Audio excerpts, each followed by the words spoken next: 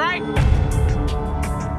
No, I'm not. And you're not going to come in here demanding money from me. How would you like? Customers usually go through several stages when they hear that their item's not as valuable as they thought. The first is disbelief, followed by denial, anger, and even assault. In this video, we see a woman who assaults a security guard, another insults and body shames Ashley, and one almost takes a swing at Les. The thing all these people have in common is that they were shocked at the real value of their item. Yes, ma'am. I was coming to pawn my ring because I have to pay my rent. It was due a couple weeks ago. Oh, okay. Why you keep looking at my ring like that? Is real? I mean, what, you want the studs on my lip or something? Pawning it. I'm not buying it. You're just pawning it. You want to pawn it? Keep control of herself? I don't know. She's lucky. My security staff didn't. There's never a shortage of people who don't know their item is fake. The truth makes this woman explode at Les, but she never stands a chance because Les has backup. Hi. Hi, I'm Ashley. I'm Nana. Nana. I called up here and I got an estimated price, and they told me that I could get $400 for these. You called up here and got an estimated price. Yeah. Who did you talk to? Nicole? Nicole. Over the phone. Yes, But ma'am. we don't see them over the phone. She is lying. Where Nikki at? Nikki. Nicole. Well, which is it, Nicole or Nikki? Listen, it's real diamonds. All I know is I need my $400. All right. I'm looking at the diamonds, and I know right off the bat the weight is just not gonna make it. I know I am not gonna be able to help her. I can do 185. No, I'm not. And you're not gonna come in here demanding money from me. Yeah, because that's what I called for. Nikki! What? No, Nikki! She all of a sudden darted away from me, started screaming for Nikki. It was like a bat out of hell. A customer comes in to pawn her jewelry, but she's not ready for what Ashley has to say about it. Excuse me. Nikki! First of all, you're not gonna scream in my store. Well, first of all, you're not going to walk up on me either. This is Nikki, and And they told me that they was going to give me $400. oh, so look at And these now they telling me because- that I got money and I need it now. Don't you No, dare. Dad, I need my money right now. I don't know what this chick was talking about. She was very confused, but I know one thing for certain. Nana needed to go. You like that? Well, you disrespected me in my store. Don't you? Okay. Everybody in this yard. Joe. Yard. Okay, have a good day. And kiss me. Keep walking. Bye. Nana. Give me a headache. Nana's smart enough to leave before security throws her out, but she makes sure that she's got the last word. Orange Bowl ring. I decided to come to the pawn shop today to sell my Penn State Orange Bowl ring from 1973. This individual then brought in an Orange Bowl ring from Penn State in 1973. He was in the shop trying to sell it since he needed the money for upgrading his house, and he reasoned that it must be valued at least $1,500. Where'd you get this? You know, I went to Penn State and guy down the hall played on the team and he needed some money and I bought it back then. The seller claimed that one of the team members needed some cash and that the only thing he had was that ring. Thus, the man paid him the necessary funds and purchased this ring. You know, it was Jeff Clark. He didn't play too much, but he was an outside linebacker for the team. This particular ring belonged to a linebacker named Jeff Park, who was a member of the squad even though he didn't play much. What are you looking to get out of it? I'd like to get 1,500. Okay. Just as he previously stated, the man wanted $1,500, but Rick needed to examine the situation more carefully before making any moves to get the ring. It was then that he discovered that the ring had a problem. The price is reasonable, but it's illegal for me to buy or sell anything when any identifying mark has been removed on an item. The ring was cool, but it was also reasonably priced considering that the engraving makes it completely identifiable. It was no longer lawful for Rick to purchase or sell this ring after the engravings were taken out. I'd be more than happy to buy it off you for $1,500. Problem is, it's like buying a car without a VIN number. The seller was a little confused as to how the removal of a few inscriptions might make the ring illegal to purchase or sell. As a result, Rick and Corey had to thoroughly explain everything to him and let him know that despite their best efforts, they're unable to handle it. All right, dude. Okay. Sorry, I couldn't do nothing with it. Okay. I know 1,001 people I could have sold this ring to and made it. A fake bill. I have some political memorabilia, the Secret Service ID for J. Howard McGrath, Attorney General of the United States. This individual entered the pawn shop with a $10 bill that had several signatures on it, a White House pass, and several Secret Service IDs. He estimated 1,000 figures for each of these items. But before beginning to negotiate, Rick needed to learn more about them. He was the chairman of the Democratic National Committee when Truman ran for president. Rick was prepared to strike a deal after briefly discussing J. Howard McGrath, the Attorney General of the United States, and how influential he was in Washington politics. But there was a small issue. You got some neat stuff here, and these three things right here, I really want to get checked out. Rick checked everything and concluded that not just the dollar that the man had brought in was counterfeit. Rick had to see the expert to find out if he could purchase the other items, since he had a hunch that doing so might be illegal. You don't want. A counterfeit bill is not legal to own. The expert said that the White House pass and the Secret Service ID were authentic and acceptable to purchase, but the fake banknote was a different thing. Thanks for coming in, Mark. Not a problem. You're the best. Appreciate it. Alrighty. Now that the expert had left, Rick was prepared to strike a deal. Aside from the fake bill, he asked the vendor what else he wanted. Yeah, I'll give you $500. Got a deal. All right. You want to write them up? Yeah, sure. The vendor left the store with the cash and the unauthorized bill after the trade was completed for $500. Hopefully he gave the Secret Service the counterfeit bill. Harley Davidson. You got any paperwork I can see on it, or? Yeah, I got the title, but can we negotiate first or something? I mean... Now, Corey's a seasoned pawnbroker, and his spidey senses tingled the moment the seller mentioned paperwork later. It wasn't the gleaming Harley Davidson that raised an eyebrow. It was the seller's insistence on negotiation first, documents on hold. See, Corey's dealt with his fair share of shady characters, and a bike like this beauty attracts all sorts. So with a polite but firm smile, Corey politely pushed back. Paperwork, he said, before we talk about the price. Standard procedure. You got any paperwork I can see on it, or? Yeah, I got the title, but can we negotiate first?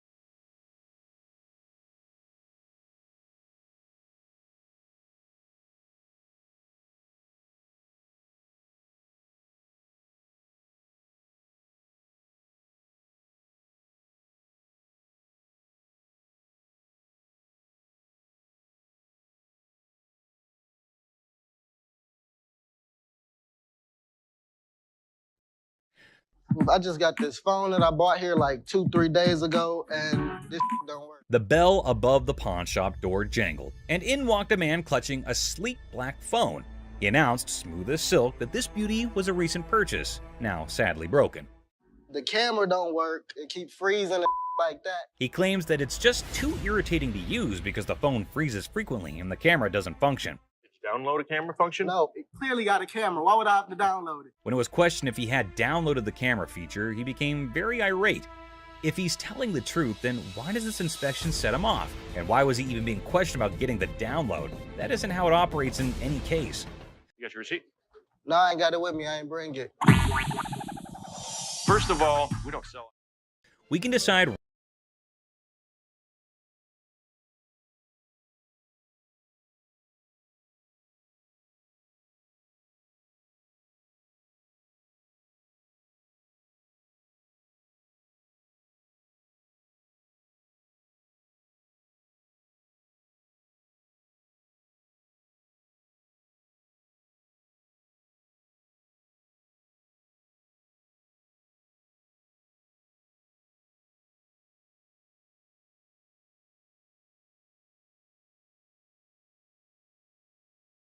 other phone. If he said clearly one more time, I was going to clearly have to knock his freaking head off. We're all aware that Rich needs the receipt. You, my man, are not. Who sold the phone to you in the first place? Somebody. He here. When questioned who exactly had sold him the phone in any case, he quickly pointed at any random employee. But we haven't had one of those up for sale since I've been here in 6 months. I mean, I just seen you in 2 weeks. Furthermore, it appears that the youngster he pointed at didn't know why he was being called for. Thank you very much. I appreciate you coming on over here. You can go back to selling that computer. All Rich knows is that it's an iPhone, but he's more irritated by something else. What's more, clearly it was working out. Can you go show him how it works? Take a picture out in the parking lot. And then, like a burst dam, the story spills out. The phone wasn't his. The purchase was a shady deal in a back alley. The frustration wasn't with the camera, it was with the consequences. The cold sweat of a gamble gone wrong. With a sigh, Rich ushers in the man and his broken phone out of the shop. The heavy silence echoing their unspoken pact. The truth had been told, the game was over. That's all for our video. We hope you liked it. Please comment, like, and subscribe. Don't forget to hit the notification bell for more videos like this. Share it with your family and friends. See you next time. Con artist. Buckle up for this one. An overconfident individual walks in claiming to have big cash to buy something. His grand entrance sets the tone for this bizarre encounter. Let me see this one right here. This one right here. That's platinum. Yeah, I like that one. Oh, now this is real nice right here. I think I could look good when I go out with this. That one's sharp. How much is this one right here? $5.99. Hold down, baby. Hold on, folks, because this is one roller coaster of a ride. Our protagonist believes he's holding a fortune, enough to buy a $500 watch. It's a $2 bill. Okay, and it's worth $2,000. It's rare to find a $2 bill that got red in it. Now tell me they ain't worth $2,000. I'm about to go deaf right now. Oh, don't piss off Bugatti. This fellow insists that a humble $2 bill is worth a whopping $2,000. Give me a break. This dude better be on drugs for this to make sense. So you wanna ball my $2 bill up? You know what? I'm gonna tell you something. Okay. You owe bologna sandwich. Y'all ain't got no money. You know what I'm saying? Have a good day. Please have Big Mouth is hungry. You're hilarious. Real funny, man. Y'all be killing me. I pawn you. Gift card. In a sadistic twist, a customer enters waving a $100 bill, claiming it's for bail. Oh boy, let's see what she has on her buying list. Let me see this right here. This will be good. Okay. This one. This is really pretty. Okay. That's really pretty. It's really pretty. Good on you. That was 100. 100. I'll take it. Okay. So this woman falls in love with an item, but you would not believe how she decides to pay off. What a classic move of pawn shop antics. It's a $100 gift card. These are not our gift cards. What would you call it? These are preferred customer. Right. So these are VIP cards. A gold card allows you discounts on the sales floor. You can't swipe this card and apply $100 on it. Seems like this woman had her fast one playbook already at the pawn shop. But hey, who can predict the wild escalations life throws our way, right? Somebody want to buy a preferred gift card? There's not $100 on it. There's not. I'm gonna get my money. Hey, Byron, show her where the money's at. My money. He's gonna show you where the money's at. Okay, we'll walk up. I need my money. Somebody want $100. Next up, we've got this customer who had run into some financial issues that needed solving post-haste. I'm trying to get all my stuff out. So, what are you looking to do with that? I'm looking to get $100 for it to help me out. The deal was underway, but they eventually ran into their first cause for argument when the seller called this very outrageous price. What the hell is that going to do for you? $100 will help me move my out. It'll feed my dogs if I have to, wherever I find. To the seller, $10 probably wouldn't be enough to get him the services he's hoping to enlist with the money, but that's all Seth and Les can offer. What the do you mean it's going to be a good start? The $10 isn't going to be. Why couldn't you do 50 for this? Because I could never get 50. Since he was being pretty rude to him, Les decided to teach him a lesson. Either you're gonna and you're up in here disrespecting me, trying to hand my back to me. I'm not having that. No. Are you kidding me right? Things would have stopped there if he just decided to take the doll, but what he didn't, Les dropped it, an action that wasn't well received. If I were to do this, that's disrespecting you. What the is your problem? It's pretty clear that he's not welcome at the store, and since they couldn't satisfy his needs, he should have just headed somewhere else. Pick it up. You want to treat me like a bitch? You're gonna be the bitch. Pick my up. Pick my doll up. Are you insane? Our big boy seeks an appraisal for a ring, and guess who he stumbles upon? None other than Ashley, the queen of quotes in this pawn shop. I do what I want to do. Bye. Don't be there. Fuck me. Have a good day. Pacifier Pawn. Seth, our pawn shop hero, encounters quite the character of a customer eager to part with both a TV and a ring. But wait, what's in her mouth? I'm Seth. Are you cute? Yeah. So how can I help you? I'm just bringing, you know, my TV and my ring, trying to at least walk out with 800. Let me see your ring. That's right, lady. Our Seth here wasn't going to crack open with that pacifier or your flirting skills. How about we cut to the chase and look at the valuables? Her ring was pretty nice. It has diamonds. It's 10 karat gold. Her TV was relatively nice. And you still answer my question. I said what you wanted. I know, I said I'm good. So, you need a loan or you want to sell it? Loan. Loan? About $300. You want to taste my ring? No. Or lick it? What did she just say? Well, even if the sun rises from the west, I ain't putting that in my mouth.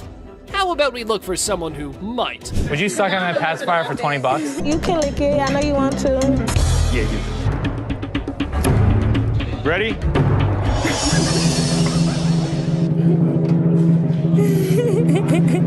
These ladies were trying to pawn a set of diamond earrings for a party they were going to host later. These earrings I'm trying to pawn. We work in a daycare. We're trying to have a pizza party for the kids. Oh, how fun. So how much money are you guys looking for today? 300. The amount they asked for had Ashley reeling back and looking like she was constipated, but it's their business, not hers. For a pizza party? Yeah. Yeah, we're gonna do cupcakes, games, giveaways, gift bags, all that. In true pawn store fashion, Ashley reveals she won't be handing the exact amount they were hoping for. Okay. How much are we looking at? Yeah, how much? So they're going to be under $30. I mean, honestly, the amount Ashley offered is a bit disappointing, and the ladies were quick to make their thoughts on that known. We're gonna need more than that. That's not enough. This would definitely take care of a couple pizzas. I don't think you're hearing us. Then, to add insult to injury, the ladies treated Ashley the same way they would treat a kid. Did you have any breakfast today? Yeah, you sound a little cranky. I think I have some crackers in my purse. Oh, okay. I can't give you $300. Ashley has never been one to take any form of disrespect lying down. And since they decided to disrespect her instead of having a civil conversation, Ashley had no choice but to have them tossed out. Oh, it's the boy on the playground. Is this your friend? You're calling him to put us out? Boys on the playground. Right. We out of here. Have a nice day, ladies. We've heard of getting rings to commemorate relationships and friendships. Well, this lady decided she wanted to turn things on their head. I'm looking for possibly some jewelry, a ring preferably. A ring? Engagement? No, I heard that they also symbolize like your commitment to yourself, singledom. So, singledom, yes. Ashley immediately carted out all the rings she could that would be befitting that purpose, but the lady felt they were too expensive. With round diamonds on the side, set in 14 karat, and that one's $675. I like it. But, I mean, I don't think this ring is worth And here comes the part where she tries to haggle on the price. $450. Let's see how serious you are. $500. $425. You just said $450. Well, if you're willing to go to $5, that means you're willing to go lower. That's just a really weird way of reasoning, right? Like, if she knew she wanted to cut that much off, she should have just said so from the jump. I didn't ask you what you do in Michigan. I asked you how much you wanted for the ring. I gave you a price. $425 is what I want to pay. It's honestly not that hard to figure out why she's single. It's most definitely her freaking attitude. Unless you have one that I'm unaware of, I want a man now. That's what I want to that's the only people you deal with? Yeah, it is. So do you have a penis? If so, whip it out and I'll deal with you. She's probably been just getting away with a lot of things due to her looks, but unfortunately for her, she ran into Ashley, who don't give a what. You ain't gotta touch me. You're crazy. Am I? You are. Jealous ass bitch. Wish you looked like me. Shove it, bitch. Where the sun don't shine, where your man don't want to even. This angry lady just came barging in, causing a scene as she screamed at the top of her lungs. $318 for this. Can I get some help? Is there anybody that can help me? What? Can you help me? Getting a defective item is definitely something to get pissed off about, but she didn't really have to go on yelling like that, man. It's not gonna help her solve her problem. You the manager? Do something about it. You're standing here looking at me like you're stupid. First of all, calm yourself down. From complaining about a broken generator to soliciting Joe, kind of makes you wonder exactly what's wrong with this woman. What happened? Oh, this is the nice ass guy that gave me the broke generator. That's what happened. You remember that? Yeah, look at the receipt. There it is. Seth claims he's never even met the lady before, so why is she pointing him out as the one who sold her the generator? All right, come on. No, come on, where we going? I want it. Yeah, give me my receipt. Ass. Come on. Well, since they weren't getting anywhere with this psycho, they decided to make her leave the store instead. When customers come in ranting and raving, we have to get them out of the store as quickly as possible. Yeah, I know. This customer got himself into a very horrible mess when he brought in a ring for appraisal. Look, go! This woman is the perfect example of noble intentions but really terrible execution. Trying to get my son into a technical high school. Ooh. I know it's ugly, but it's No, I didn't say it was ugly. Ashley asked for the price she was hoping to sell the item for. Like $175. I can do 75 for you if that will help you. Being a frequent customer, the woman's entitled to a few privileges that could help bump the numbers up. I can get it for you for the same amount that you've had it in for. What was that? You had it in for 100. But I need 150. I know, but I can't give you 150. Now, it's admirable if she's been patronizing their business for that long, but that doesn't mean she's entitled to get her way. Give everybody what they want. Well, if you have something, a patron that's been patron since 97. Are you done? No, I'm not done. Okay. Do you want the 100? After a really long minute of getting insults hurled at her person, Ashley knew she'd had enough of that crap. Are you a lady or are you a child? I don't give a what I am. What the hell are you with your wrinkled-eyed ass?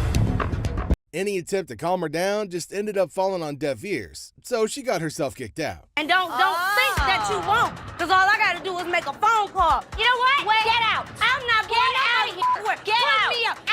Put out. And so the trouble continues. This lady established her position as a troublemaker the moment she walked into the store. What's wrong with this place? Who do I talk to around here? Can I help you? Yeah, you sure can. It's always been part of their policy to never hand over refunds to customers. All they could do is give them store credit or hand over something else of equal value. This right here. Okay. So you want a cash refund, you said? Yes, I did. Okay. It says no cash refund. For a native English speaker, this lady seemed pretty clueless about the meaning of those words printed boldly on her ticket. So here's your option. You have 30 days to make payments. I don't want to make no payments. This is a bull.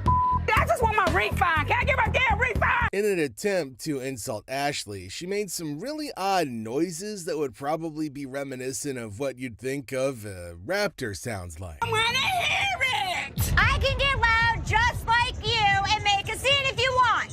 Or you can act like a lady. The customer is always wrong. Well, after that freaking weird display, it was pretty clear that this lady was in fact not in the right state of mind. I ain't going nowhere now. Damn. Next up is a lady who came into the store to retrieve her ring, which had been pawned secretly by her husband. Bum bum bum. Hi, manager. That's me. How can I help you? My wedding ring that's $5,000, you guys have it. I want it back. She explained the issue at hand to Ashley, hoping she could at least work something out with her after. There's a pawn slip from you guys. I put it back in his wallet. So your husband stole your wedding ring? Yes. Her intentions were noble, but there's just no way she's gonna be walking out of the store with the ring without the ticket. I want my ring. Can Okay, you so get let in the me- computer Okay, so and let look me up the name, okay, tell me how so- much I owe you, and give me my That's all I want. And she just had to go and piss Ashley off. Now that's not gonna help her case in any way, shape, or form. That's all I want is my ring. That's it. It isn't that Take hard. your pretty little feet, walk your pretty little legs out of here. Having had it with her and her terrible attitude, Ashley asked her security to escort her out of the store. It's time to go. I'm yours. I want to see you walk outside. Come on. Our friend Penny rolls in with a rare 83 T-top Cutlass, lowrider frames, and a fully customized beauty. Whoa, whoa, whoa! This is the stuff dreams are made of. These babies are like finding a needle in a haystack these days, and you can see Seth's eyes light up with excitement. Easy there, Seth, don't get too carried away. We see all types of old cars come through the store. Does it do the four-wheel hop? It could if you wanted it to. This amazing car is decked out with 4 switches and can hop up to 72 inches in the front. And guess what? If you're up for it, it can even do a 4-wheel hop.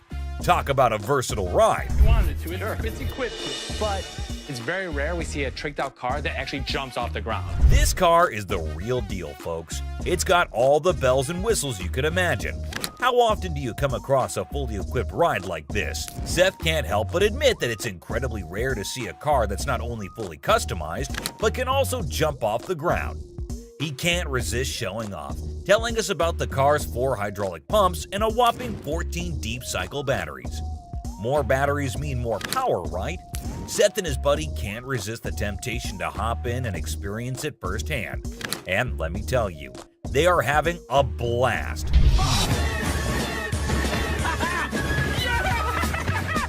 Now, Seth really wants this car, but he wants it at the right price. Penny, on the other hand, is hoping to fetch $12,000 for it. Will Seth bite the bullet and make the deal? Well, here's the twist. How about $4,000? Seth is only willing to dish out $4,000 for it. Whoa, talk about a huge drop. You can see the disappointment on Penny's face. He explains that he spent $4,000 just on the paint job alone. After some negotiation, Penny agrees to settle for $10,000. But Seth tries to push it further, offering $7,000. You know he wants it. It's very rare we see a tricked out car that actually jumps off the... Penny, being the wise guy he is, doesn't take the deal. In the end, they part ways on good terms. Well, folks, let's hope Penny finds another buyer who's willing to meet his price for this fully customized car. It's always a thrill to see unique items like this in the pawn shop. And who knows what will come through those doors next. Stay tuned for more pawn shop adventures. But here comes another gem-filled day at Les's Pawn Shop. Who knows what other surprises await us in the future? Stay tuned, folks, because the adventure at Les's Pawn Shop is far from over. Hold on to your seats because this next guy is about to unleash some of the rarest goodies on the market, and his collection is off the charts.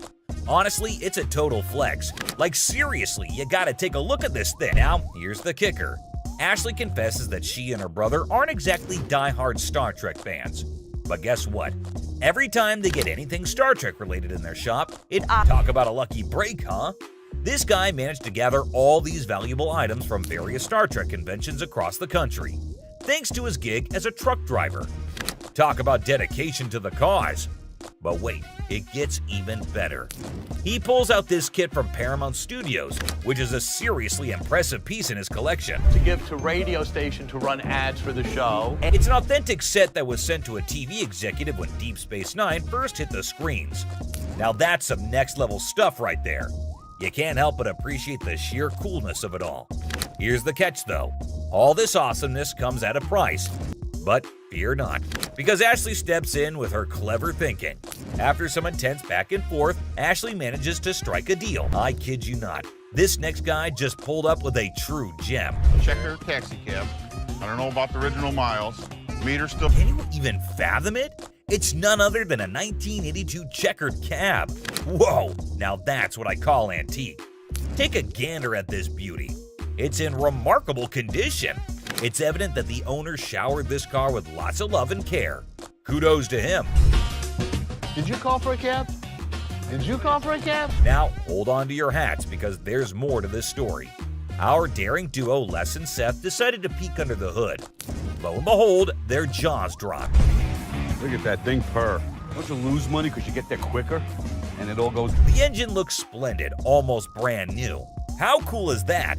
But wait, there's a fascinating tidbit about this cab. Back in the day, they used to write the rates right on the taxi door itself. Talk about genius! This way, the rates were fixed, making it easier to attract customers.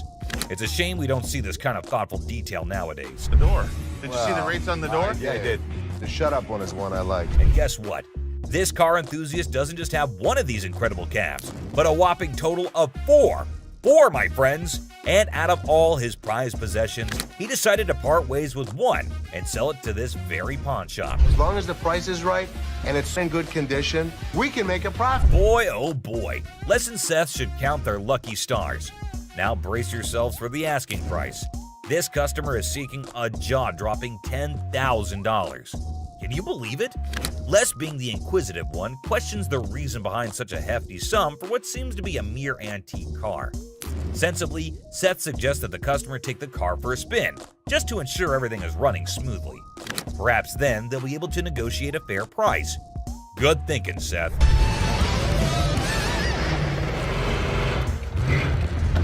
Les, ever the insightful one, recognizes that this is not just any ordinary car. It's a masterpiece, a truly unique item. Plus, considering its excellent condition, they can actually turn a profit from it. However, much to their disappointment, the customer refuses to budge below $8,500. Sadly, no deal can be made today.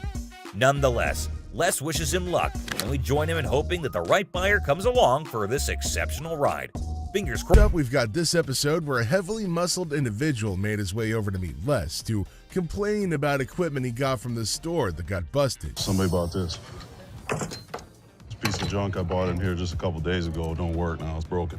What is it? Little ab lounger I bought here, man. Workout. In the midst of the pawn shop's hustle, a burly customer approaches Les with a complaint. He's upset about a busted piece of exercise equipment, an AV lounger purchased just days ago. Les, sticking to the store policy, explains that they can only provide an exchange, not a cash refund. Tensions rise as the customer vehemently rejects the idea of an exchange, demanding his money back. He can only hand over another item in place of the faulty one. If you had the receipt, I could give you an exchange. I could give you something. I don't want an exchange because it's probably going to be some again. How about you just get my money? As the disagreement escalates, the customer insists on a cash refund, dismissing the option of another item. Les faces a dilemma, stuck between policy and customer satisfaction. The clash intensifies as the customer becomes forceful in his demand for a monetary refund, setting the stage for a heated confrontation. Les could match him word for word without fear. Better be some money. Or what? Or what? There's going to be a problem. How about What that? kind of... Les, accompanied by his trusty companion Byron the Snuggle Bear, stands his ground. The customer challenges Les with threats of problems if he doesn't comply. Unfazed, Les maintains his position, asserting that the store's policy is non-negotiable. The heir becomes charged with confrontation as both parties refuse to back down. I don't need it. As things got super heated between Les and the customer, Byron tried to step in to calm the man down. As the situation reaches a boiling point, Les and the customer engage in a verbal showdown. The customer grows increasingly forceful and Les warns against physical contact. Byron attempts to mediate and calm the customer, but his intervention takes an unexpected turn, adding a new layer of tension to the already heated exchange. Really? The confrontation takes a risky turn when the customer, ignoring Les's warnings, attempts physical contact. Byron, in a misguided attempt to intervene, escalates the situation further. Les stands firm, refusing to be intimidated while tensions continue to rise. Les questions a man's marriage. Les uses a customer's words against her. There's trouble in the office, but Les reminds Seth that he's the boss. Les kicks off the day questioning a man's marriage, using customers' words against her. Trouble brews in the office, but Les asserts his authority as the boss, teaching a disrespectful man a memorable lesson. Les shows that he's not just a pawnbroker, baby. He's a boss in control.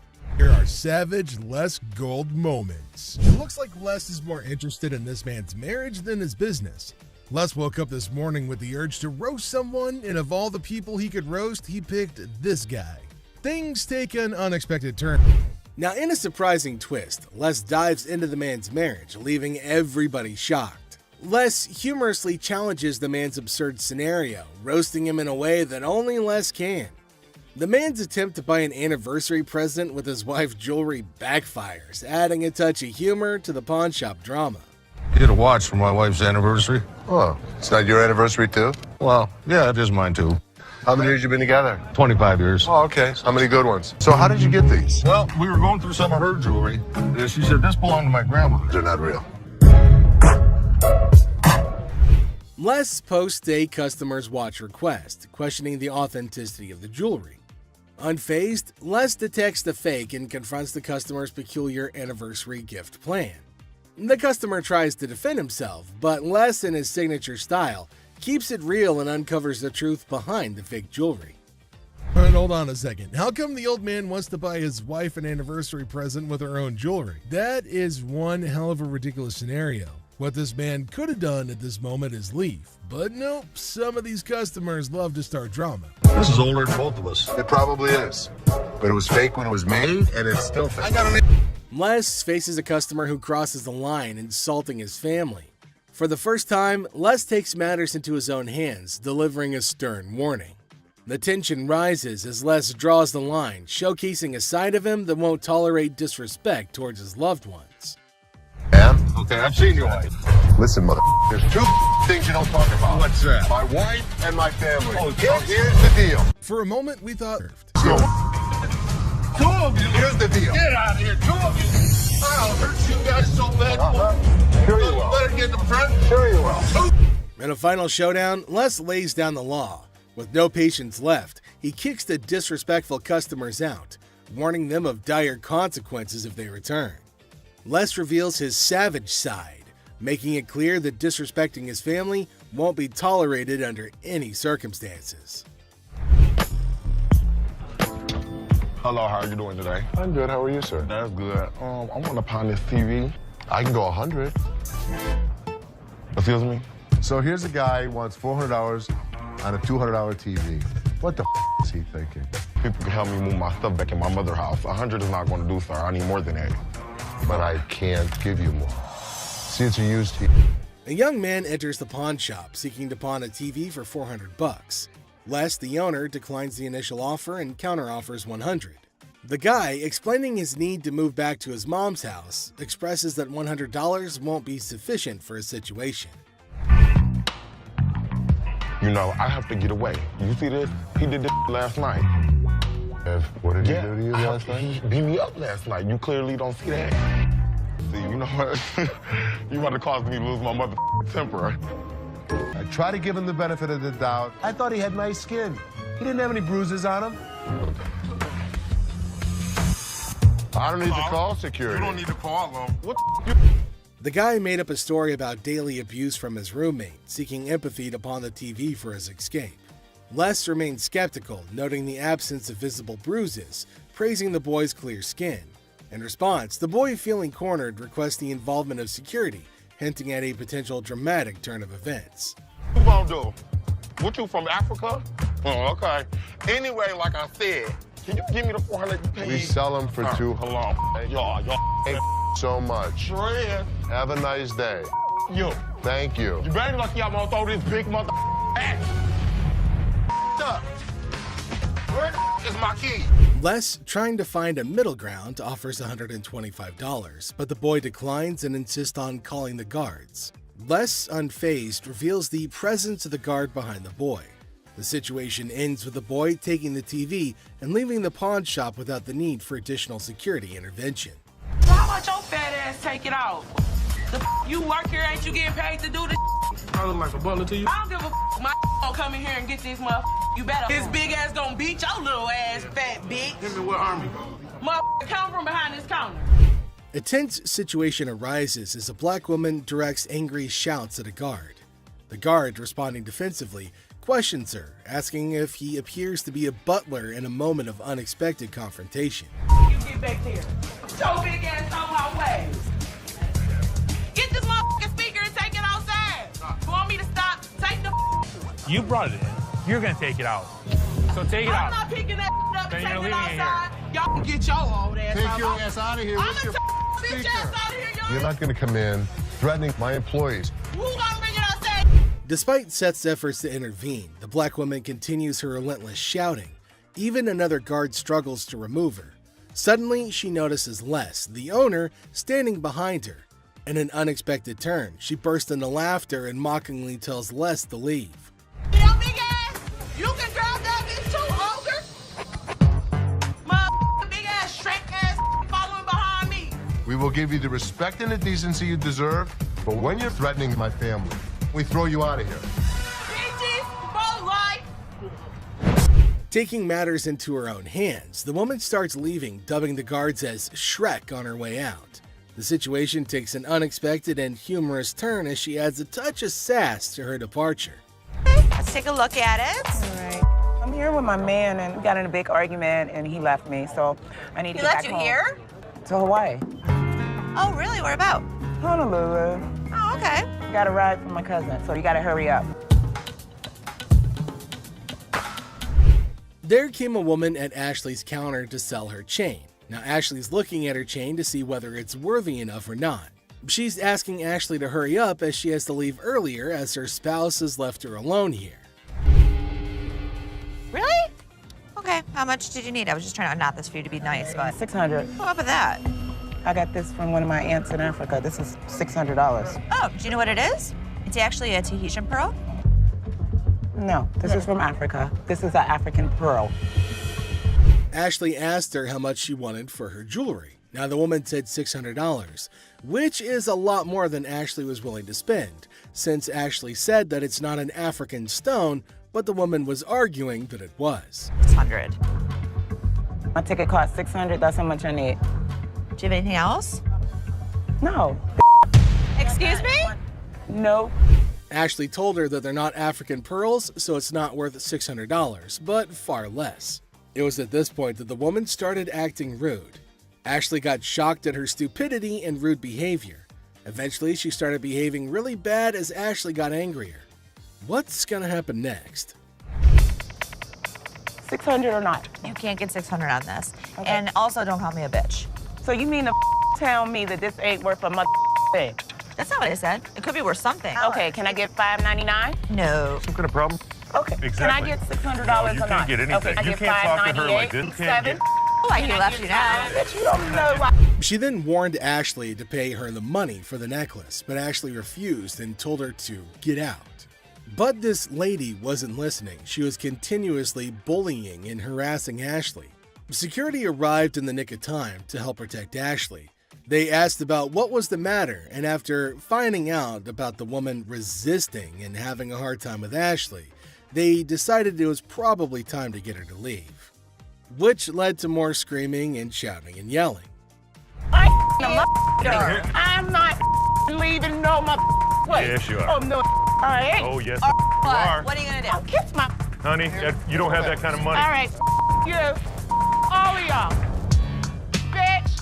If you want some help, talk to us like a human being. I'm leaving. Aloha. Who the they think they is? Them. Which then caused the more security guards to get her out of the shop. But she kept on yelling. The lady would not stop with the screaming and the shouting. Some jewelry for my daughter. Her birthday's in like 2 weeks. For sure. How old is she gonna be? She's gonna be 12. She's gonna be 12. Yep. Do you want a Kleenex? I've got allergies, man. I itch like super bad. I'm not picking it, I promise. Okay. We have a heart one. It's really pretty. Can I see it? There came a man to Ashley asking for something to buy for his daughter. Now, he inferred that she's about 12 years old and he wants something interesting for her. But he's constantly picking his nose, which was making Ashley cringe. He's not stopping from doing such cryptic things, but he's constantly doing it in public. Ashley asked him to let her know if there was something he was interested in buying for his daughter. Look at it. How much you want to spend? Like 100, 150, but 75. can I touch it though? That's bull. I was charging him like $75 on this watch just to give him a deal so he didn't have to touch it with his snotty hands. Can I see the sanitizer for a second? Now, the man selected a watch, but Ashley didn't want him to touch anything with his dirty hands. She asked him about his range and he said he wants something under $100, and the watch was $75. The man didn't agree to buy it. Now Ashley's just getting furious over his silliness. Can you use sanitizer? Why don't you guys go yourself? I don't even care about the sale anymore. I just want him out of here. Ashley asked him to use sanitizer before touching anything in the shop, but he refused. And this is going to be a very serious problem. They're probably going to have a fight. Ashley got angry and asked him to leave despite no deal. She just wanted him gone. She didn't care for the deal or profit, but just getting him out of the shop.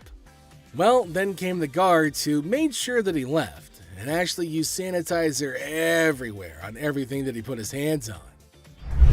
Well, that's it for today, everybody. Thanks for being part of the Hardcore Pawn adventure with us. We hope you like the drama and the surprises. Stay tuned for more pawn shop stories. See you next time. Hi. Hello, how are you? Good, how are you? I'm well. I'm here today. I want to pawn my computer. I'm trying to get my son into a technical high school. I know it's ugly, but it's No, I didn't say it was ugly. How much you looking to get? Like 175. Oh, that's not enough. I really wish you could give me like 150. Have you ever had an pawn before? Yeah, I'm a gold card member. Get it for you for the same amount that you've had it in for. What was that? Do you consider the fact that I've been patronizing this business since '97? I really appreciate. You're not giving me what I want. Well, I don't give everybody what they want. 157. You done? No, I'm not done. Do you want the 100? No, I don't. Okay, then goodbye. This customer walks in with a laptop and a price that just won't cut it. Ashley knows this one's gonna have to go. What do you mean goodbye? You can walk out the store. I can. But am I gonna walk out? You will. Who's gonna make me?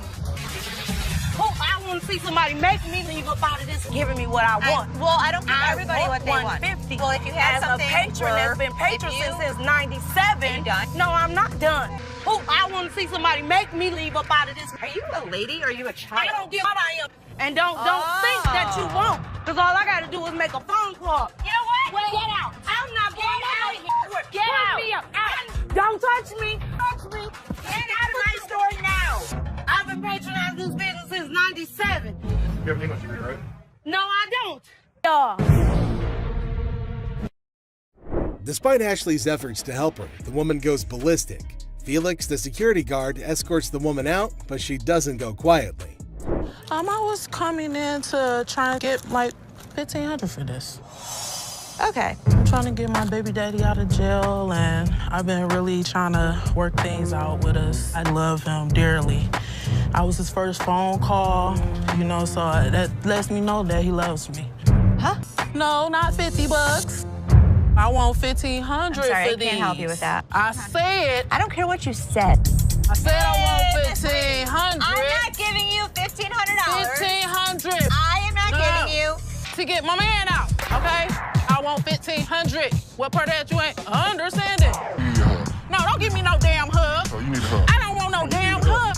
Get off of me. Get back, baby. I don't want no hug from you. The woman comes in to trade baseball cards. However, the only thing she manages to do was initiate a shouting match with Ashley. This one is put out the door fast. How are you? I'm doing okay. What can I help you with? Either trying to get a loan on it or you guys can buy it. Mm-hmm. Trying to sell it for maybe like $150. It's $50. This thing costs way more than this. Okay, but I'm not going to pay you for the amount that you think it's worth because it's stained. This is not one of the newer ones. This is not this season. I know about purses. But you're still willing to buy for $50 though. So if it wasn't worth, why would you even say $50? So they didn't say it wasn't all. Can I talk to somebody else? Why do I have to talk to you? Because You disrespectful. I'm disrespectful and you call me a pepperoni. You're not the owner. The owner is the other man. You must have. How you get here? To the top. Customers are just shocked when they're told the real value of their item, but this customer's just straight up disrespectful. Shop experience, folks. Next up, just another regular day at the pawn shop. People coming and going. Some happy, some not so much. But the poor receptionist has no clue what he's talking about. Politeness goes out the window, folks. He asks her if she's ever seen the sign in her life, and boy does he point it out right in front of the shop. Talk about intense. We see as the bodyguard's on alert, and even Seth, the boss, steps out of his office to see what the commotion is all about. The man keeps angrily repeating that he's supposed to get that 20% with $100. Seth steps up and asks the customer to read the sign again. He patiently explains what it actually means. At another pawn shop, bring me in the ticket, and when you take it out of that pawn shop, I'll give you 20. But does our furious customer listen? No way. He's sticking to his guns, dead set on his demands. He even goes back and snatches the sign to show it to the receptionist. But wait, there's more. To show his anger, this guy grabs a harmless plant and throws it on the ground. $20 worth right there, bitches. Oh, man. What did the plant do to him? Seriously, what did the plant ever do to you, man? And off he angrily storms away. It's never a dull day around here, is it? This next lady has real poor luck, but it does not excuse her behavior. Wait, man. The door's right there. Have a good day. Because you got a big dude, you think you hot? So this lady storms into the store demanding her stuff back, which happens to be just 2 TVs. The receptionist asks her for some ID and tickets as proof, but this lady is completely clueless. I need your ID or the tickets. My what? She doesn't have any of those things, and here comes the shocker. Her boyfriend pawned off her belongings. Can you believe it? Now she wants them back, and it's a pretty messed up situation to be honest. She explains to the receptionist that she can't provide the required documents because her no-good boyfriend isn't even around anymore. He left her high and dry. Ouch, that's gotta hurt. Now Ashley, who overhears the whole thing, initially sympathizes with this poor girl. But hold up, that sympathy doesn't last for long, and for good reason. I feel terrible for her, but I can't help her without her ticket. This customer suddenly loses her mind, like all the anger in the world has consumed her. And guess what she does next? Brace yourselves, people. She starts yelling and banging on the glass window, demanding her precious TV. Seriously, that's not how you get things done. Even if someone is trying to help you, no one will tolerate that kind of behavior. Ashley, understandably furious, tells her to back off. The situation gets so heated that Ashley has to step out of the room to confront this unruly customer. And guess what? This lady has the audacity to threaten Ashley. Well, Ashley isn't one to back down, so she tells her to get the heck out of the shop. This customer is beyond crazy, I tell you. It seems like she had a truckload of problems even before she set foot in the store. What? I dare you. Now, the bodyguard steps in to escort her out, but oh boy, this girl goes on a rampage. She knocks over everything in her path, completely enraged. Come on, girl, you seriously need to chill out. Finally, they manage to get her out of the shop, but you won't believe what happens next. Unlike the previous guy who threw a plant, this woman tries not once, not twice, but 3 freaking times to break back into the store. I mean, seriously, woman, get a grip on yourself. This is just embarrassing for everyone involved. But damn it, we're not your local psychologist neither. Even the bodyguard has had enough at this point, and he can only imagine what kind of crazy exchange must have taken place. Man, oh man, what a wild scene that must have been. This next guy is the most polite guy you'll see, but things take an interesting turn. I'm trying to help you solve your issue. Something urgently to scrape together enough cash to cover his rent. Now that's a tough spot to be for a helping hand. So the dude decides to sell his late grandma's ring, thinking it's made of real gold and worth a fortune. The real deal, folks. It's as fake as a knockoff Rolex. But oh boy, this suggestion hit a nerve. He starts acting all weird and uncooperative, throwing a tantrum. TV. You can pawn your TV. What the I look like? Now, here's where things get intense. He demands his ring back and starts searching for someone else to deal with, and acting all erratic. It's honestly a bit scary, folks, and on her face trying to belittle her. And get this, he's not even listening. Lower your voice. Don't Lower your tell voice. me Lower what your to do. voice. Don't Lower your put your- voice. He's busy with his threats, making Ashley's job even harder. But our girl Ashley, bless her heart, stands her ground like a champ. But wait for it, folks. Here comes the jaw-dropping twist. Out of nowhere, a hero emerges. My face. Lower your Don't voice. put your You got finger me. in No, you got me. Seriously, what on earth did Ashley ever do to deserve this kind of treatment? It's downright mind-boggling, folks. That's right. No, I'm not. I mean, you're not going to come in here demanding money from me. How would you? Customers usually go through several stages when they hear that their item's not as valuable as they thought. The first is disbelief, followed by denial, anger, and even assault. In this video, we see a woman who assaults a security guard. Another insults and body shames Ashley, and one almost takes a swing at Les. The thing all these people have in common is that they were shocked at the real value of their item. Yes, ma'am. I was coming to pawn my ring because I have to pay my rent. It was due a couple weeks ago. Oh, okay. Why you keep looking at my ring like that is real? I mean, what, you want the studs on my lip or something? Pawning it. I'm not buying it. You're just pawning it. You want to pawn it? Keep control of herself. I don't know. He's lucky. My security staff didn't. There's never a shortage of people who don't know their item is fake. The truth makes this woman explode at Les, but she never stands a chance because Les has backup. Hi. I'm Ashley. I'm Nana. Nana. I called up here and I got an estimated price and they told me that I could get $400 for these. You called up here and got an estimated price. Yeah. Who did you talk to? Nicole? Nicole. Over the phone? Yes, But ma'am. we don't see them over the phone. She's lying. Where Nikki at? Nikki. Nicole. Well, which is it, Nicole or Nikki? Listen, it's real diamonds. All I know is I need my $400. All right. I'm looking at the diamonds, and I know right off the bat the weight is just not gonna make it. I know I am not gonna be able to help her. I can do 185. No, I'm not. I mean, you're not gonna come in here demanding money from me. Yeah, because that's what I called for. Nikki! What? No, Nikki!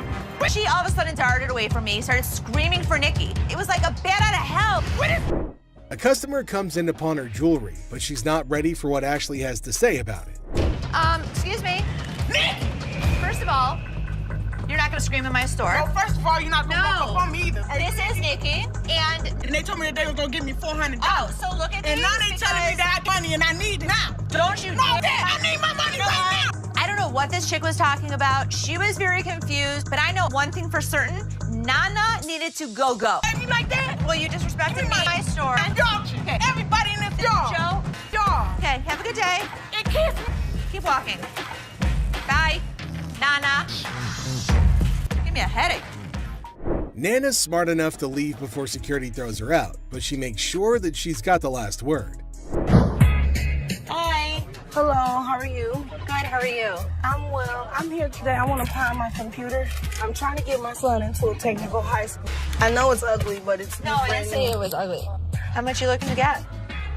Like 175. Oh, that's not enough. I really wish you could give me like 150. Have you ever had it in pawn before?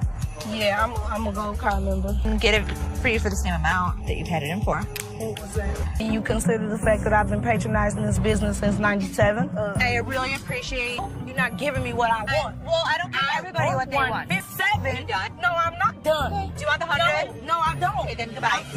This customer walks in with a laptop and a price that just won't cut it. Ashley knows this one's gonna have to go. What do you mean goodbye? You can walk out the store. I can. But am I gonna walk out? You will. Who's gonna make me? I want to see somebody make me leave up out of this giving me what I want. I don't give everybody what they want. 150. Well, if you had As something a patron that's been patron since '97. No, I'm not done. I want to see somebody make me leave up out of this. Are you a lady or are you a child? I don't give what I am. And don't think that you won't. Because all I got to do is make a phone call. You know what? Well, get out. I'm not going out of here. Get out. Me up. Don't touch me. Touch me. Get out of my store now. I've been patronizing this business since '97. You have English degree, right? No, I don't. Despite Ashley's efforts to help her, the woman goes ballistic. Felix, the security guard, escorts the woman out, but she doesn't go quietly. I was coming in to try and get like $1,500 for this. Okay. I'm trying to get my baby daddy out of jail, and I've been really trying to work things out with us. I love him dearly. I was his first phone call, so that lets me know that he loves me. Huh? No, not $50. I want $1,500 I'm sorry, for I these. can't help you with that. I said. I don't care what you said. I said I want $1,500. I'm not giving you $1,500. $1,500. I am not giving you. To get my man out, okay? I want $1,500. What part of that you ain't understanding? You need a hug. No, don't give me no damn hug. Oh, you need a hug. I don't want no damn hug. Get off of me. Good day, baby. I don't want no hug from you. The woman comes in to trade baseball cards. However, the only thing she manages to do was initiate a shouting match with Ashley. This one is put out the door fast. How are you? I'm doing okay. What can I help you with? Either trying to get a loan on it or you guys can buy it. Mm-hmm. Trying to sell it for maybe like $150. It's $50. This thing costs way more than this. Okay, but I'm not going to pay you for the amount that you think it's worth because it's stained. This is not one of the newer ones. This is not this season. I know about purses. But you're still willing to buy for $50 though. So if it wasn't worth, why would you even say $50? So they didn't say it wasn't. Leave Can our I talk to store. somebody else? Why do I have to talk to you? Because You I'm the disrespectful. manager. I'm disrespectful and you call me a pepperoni. You're not the owner. The owner is the other man. You must have. How you get here? To the top. Customers are just shocked when they're told the real value of their item, but this customer's just straight up disrespectful.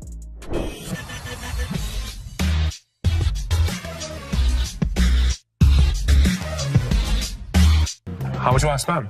I got $70. I've seen them from $70 to $80 at other pawn shops. Yeah? With 2 games. Put it in as long as you'd like. Does it come with a warranty? It comes with an as-is warranty. Need a PlayStation? I sell them for $100. What you gonna do? Oh no. The PlayStation's really hot stuff at the moment, but the customer who wants one is far from hot. He's mostly just hot-headed. Hey, you been shot already. What? Ain't nothing here. You're just another door guy to me. Yeah. Throw it down. Throw it on $70. I ain't. Oh, you don't have it. good day. Have a good day.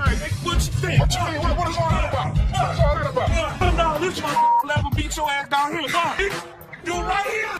You bitch.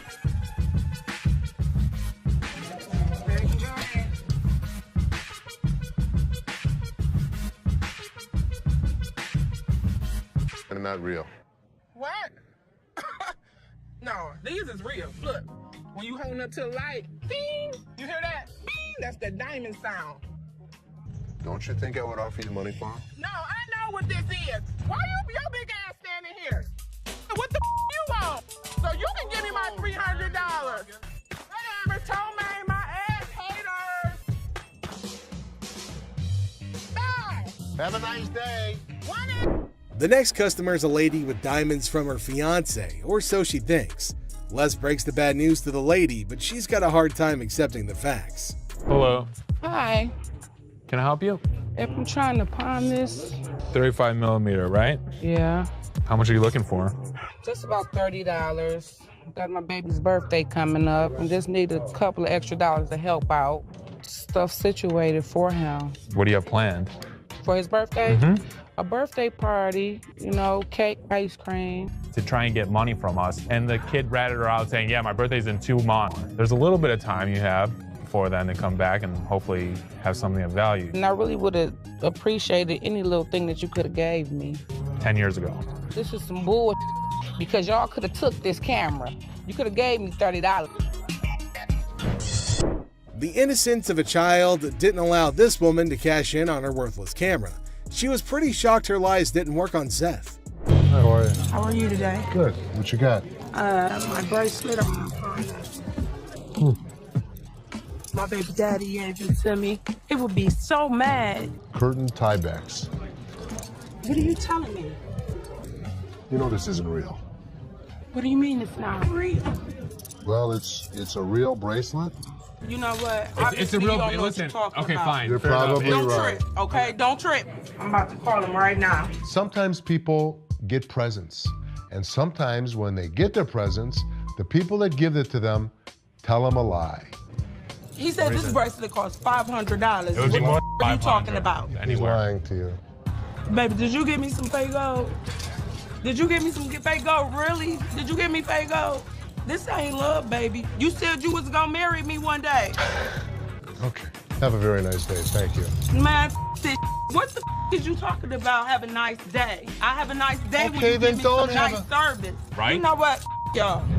I'm about to take it to a real jewelry store that knows something. That's what I'm gonna do. The amount of men who give their women fake jewelry in Detroit is absolutely crazy. This woman is shocked, betrayed, and angry when she learns the real value of her jewelry.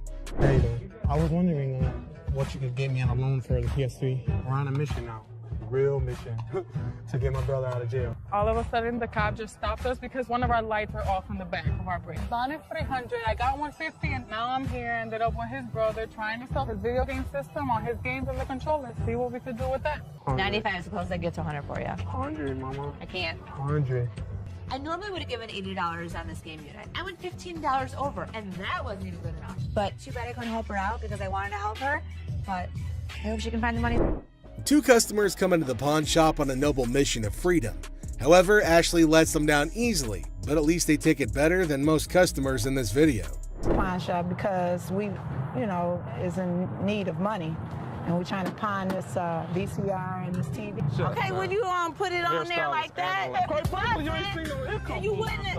Where's the income? You want to go to the So what? I was ready for them to have a full-out brawl out there. Get your ass on somewhere. No, get your ass on, cocky ass. I tell all ladies and everything. Can I help you guys? Why are you guys fighting? I kicked this. What he said, it was offensive. Yeah, we're pretty looking for TV. Sell it. Actually, yeah, we gonna pawn this. No, the TV didn't get dropped. It worked. $20. All right, 20 will work. Hey, you can each get 10. Oh, you agree now? All right, just give it to this gentleman. We're gonna do this for 20. Just go online, get your ticket, and get your cash. This is a general conversation. Okay, well, we still in a relationship though. Tiffany, seriously, maybe you should go in the parking lot and You're space right. for him. You're right. I am gonna ring in the parking lot. Franklin's really pretty. I like that. A chaotic couple barely makes it to the pawn shop before smashing one of their items in an argument. The couple is more sad than shocked that they've rendered their items worthless. Hi, how are you? I'm good. How about yourself? Doing all right. I've got a ring I want you to take a look at for me.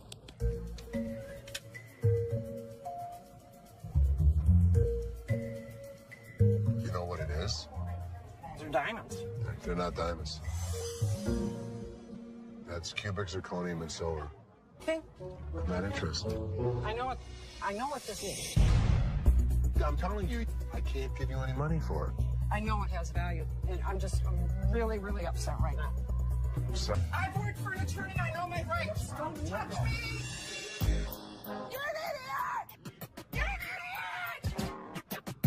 Oh yeah, what a gentleman you are. Anybody? Woman, what? Get me out of here. Get away. Get away. 4 times she hit me. Randy, 4 times? Why would I not give her money if it was worth it? I thought you were smiling when she was doing that. This woman can't believe her diamonds are actually not diamonds. If you like seeing angry senior citizens, then this grandma's got you covered like a quilt. So, I'm here to sell my yays and stuff. Okay. Cartier. I paid $5,300. For these? Yeah, I overpaid. Uh-huh. They're fashion designer glasses. Really cool gold diamonds. For those particular frames, there's a huge demand, but not for that price. How much you want for these? The lowest I'll take probably like 40 for it. All right, give me 35. You give me 35? 1,000. What you mean? You making too much money now. I sell this stuff cheap, man. Look, I ain't pay 1,000 for these. I know feel you me? didn't. I can feel you. But dang, you don't feel me, you know what I mean? I can feel you. You see how he talking? Talking like a kid and You don't know who the I Man, am. You don't know where the I was raised. Like and I you're just said, talking. Well, flat out, man. I ain't leaving, dog. Come on, baby. Young buck. What's up, baby? Man, we out. You on that petty shit, dog. That petty ass money you offering. That's why ain't nobody with y'all. You feel me? I feel you. Les is offered a cool pair of glasses, but he knows they're not cool enough to be worth what the customer's asking. The customer doesn't take the news well at all. Welcome to the channel, guys. Okay. Oh my God. Get your hands off. Blurry faced guy. We'll buy this and pawn this and that and give you $350 total. Get set for a crazy moment in this pawn shop. The shopkeeper and a customer are going at it in a big argument, trying to make a deal or who knows what. But wait for it. Out of the blue, 2 dudes in fancy clothes with blurry faces bust in like old school detectives. The shopkeeper's scratching his head, clueless, but here's the kicker. Those blurry face guys are undercover detectives on a secret mission. It's like a scene straight out of a comedy movie. The detectives have arrived. I need to tell them what's been happening and show them the evidence. Hold on to your laughter because this is pure comedy chaos. The second those detectives waltz in, the shopkeeper's freaking out like he's been caught selling magical beans or who knows what. These detectives are all business, channeling serious Sherlock vibes after an espresso overdose. They're tearing through the shop like treasure hunters on a caffeine high, checking random stuff and maybe on the hunt for hidden treasures. Meanwhile, the poor shopkeeper's sweating bullets, desperately trying to keep his cool. It's like a real-life comedy suspense show unfolding before your eyes.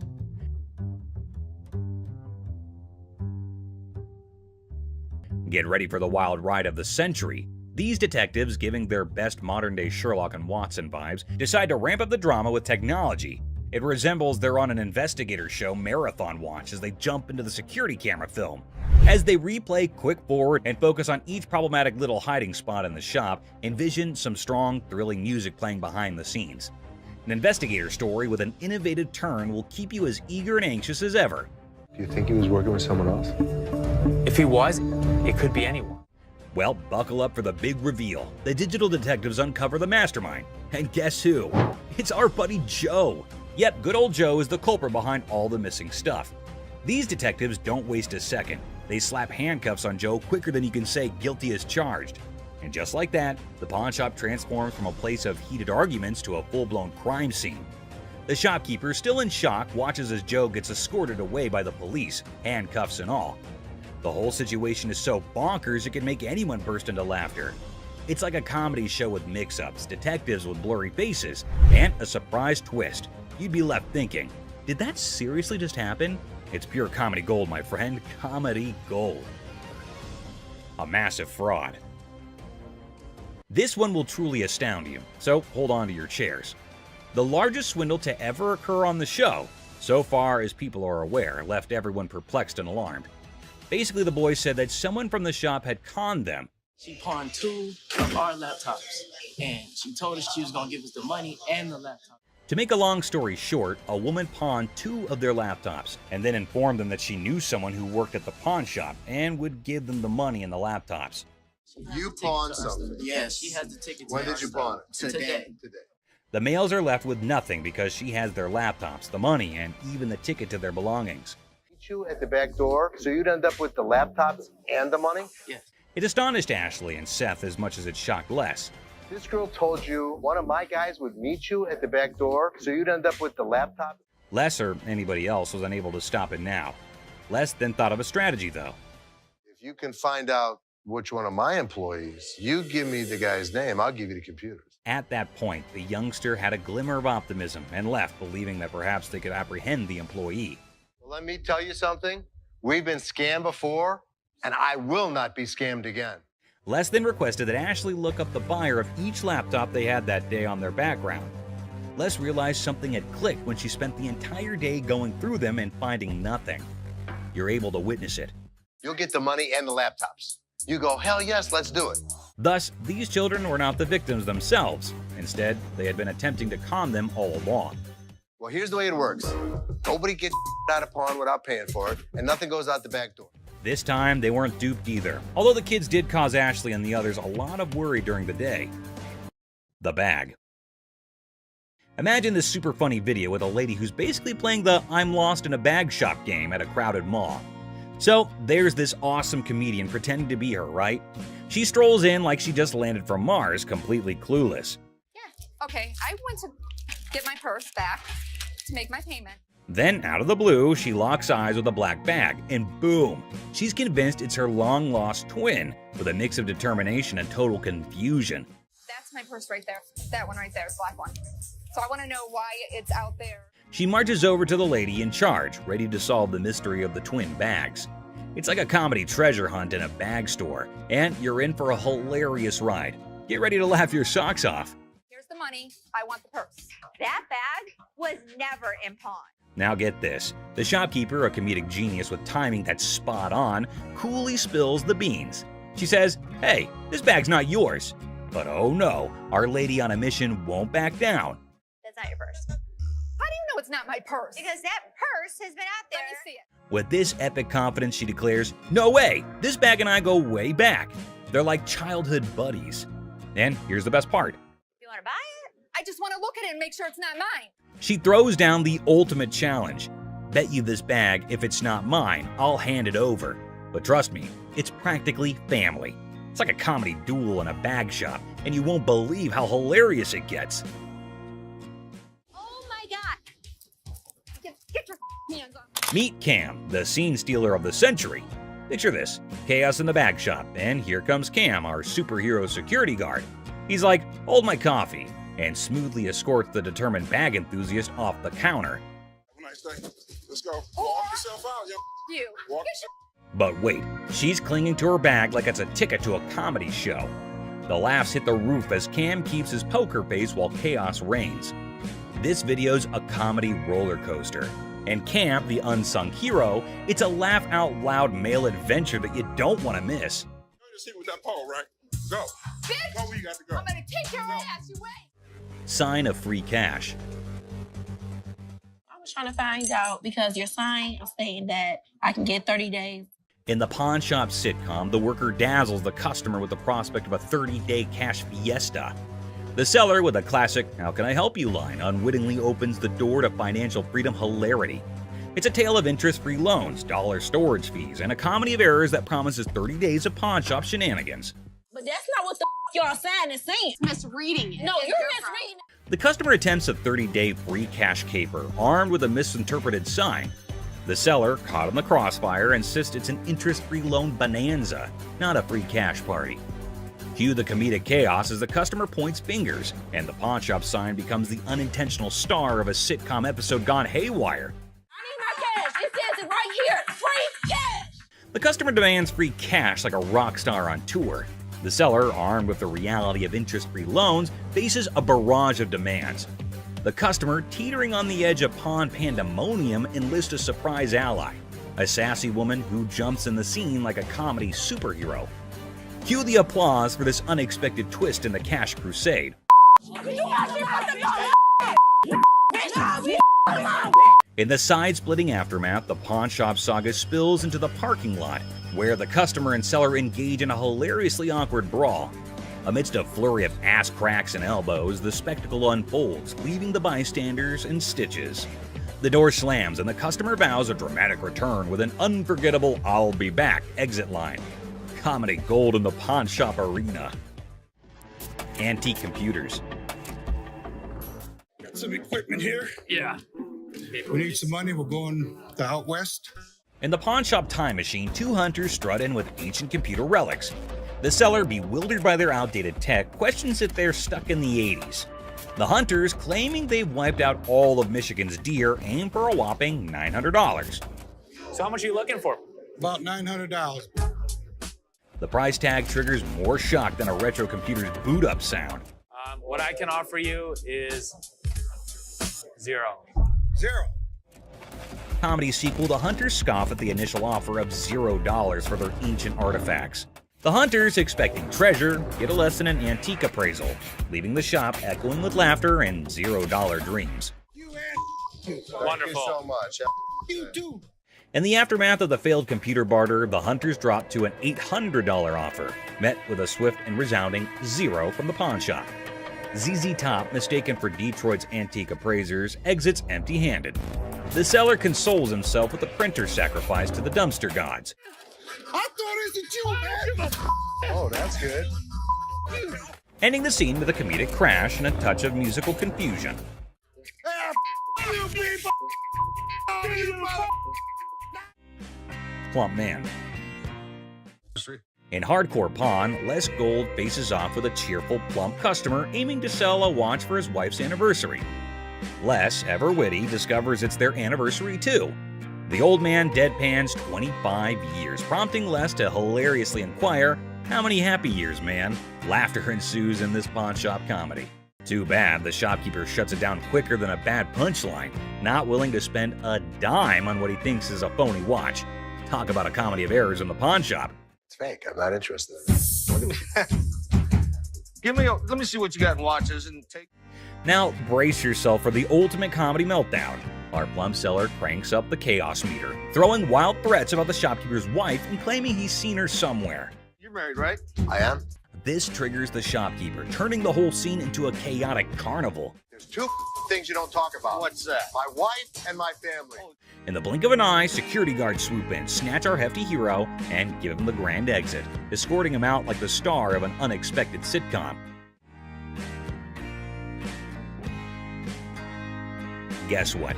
Our main guy, kicked out of the shop like a party crasher, hits the street with a style only he can pull off.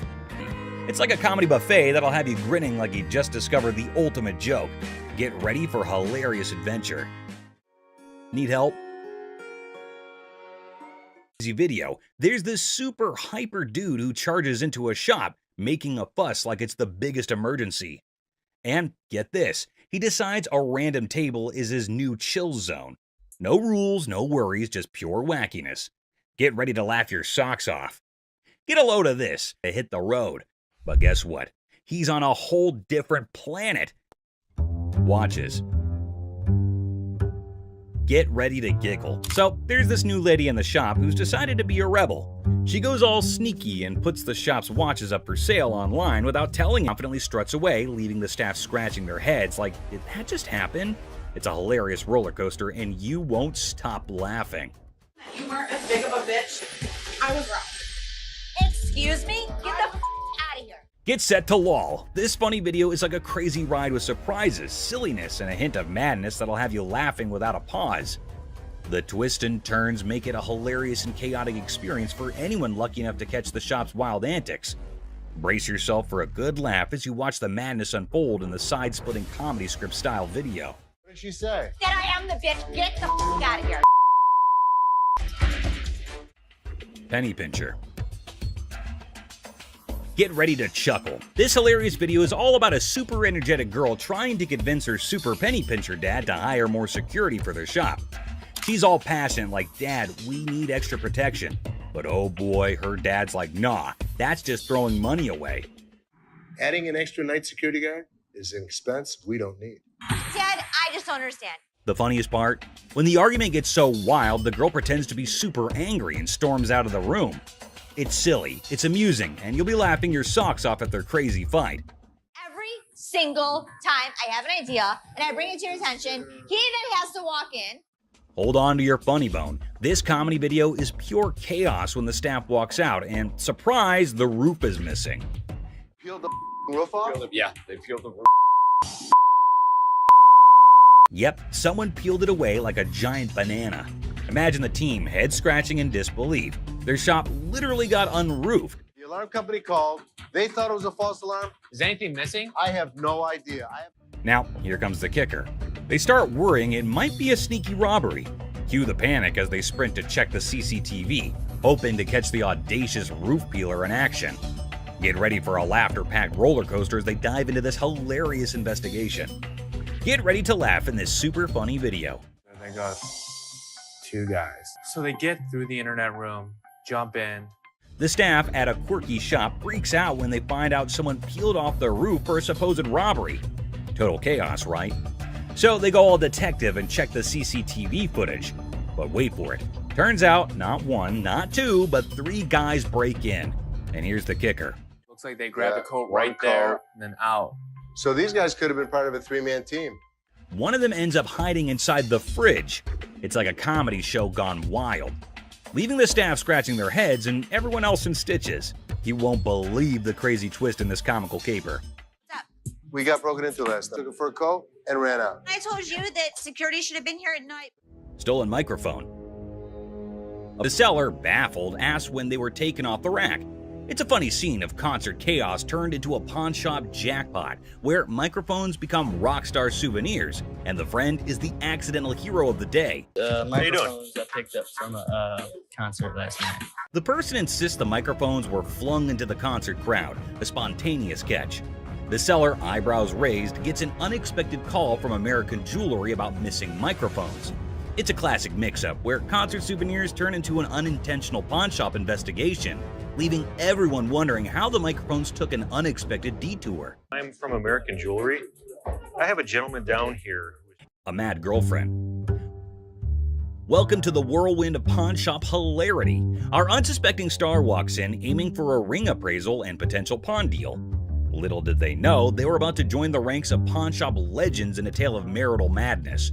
I wanted to get it appraised, see how much it might be worth. Okay. Hold on to your hat. Drama unfolds as accusations of ring-napping soar, plunging the spouse into an emotional roller coaster over the disappearance of their precious bling. The tension is so palpable, you could carve it with a jeweler's precision. Okay, when I give you an appraisal, that's not how much I'm gonna give you in pawn. Okay. But hold on, our hero clarifies, I'm here for an appraisal, not to pawn. Hugh gasps in the realization that pawn shop language got lost in translation. The spouse is in disbelief, and we can almost hear dramatic music building up in the background. You wanted an appraisal on this ring. Plot twist, the ring allegedly transformed into bike parts? Is this a pawn shop or a two-wheeled saga? Accusations fly faster than a speeding bike, plunging us into a marital showdown. Why'd you take my ring? Echoes through the pawn shop halls. Why'd you take my ring?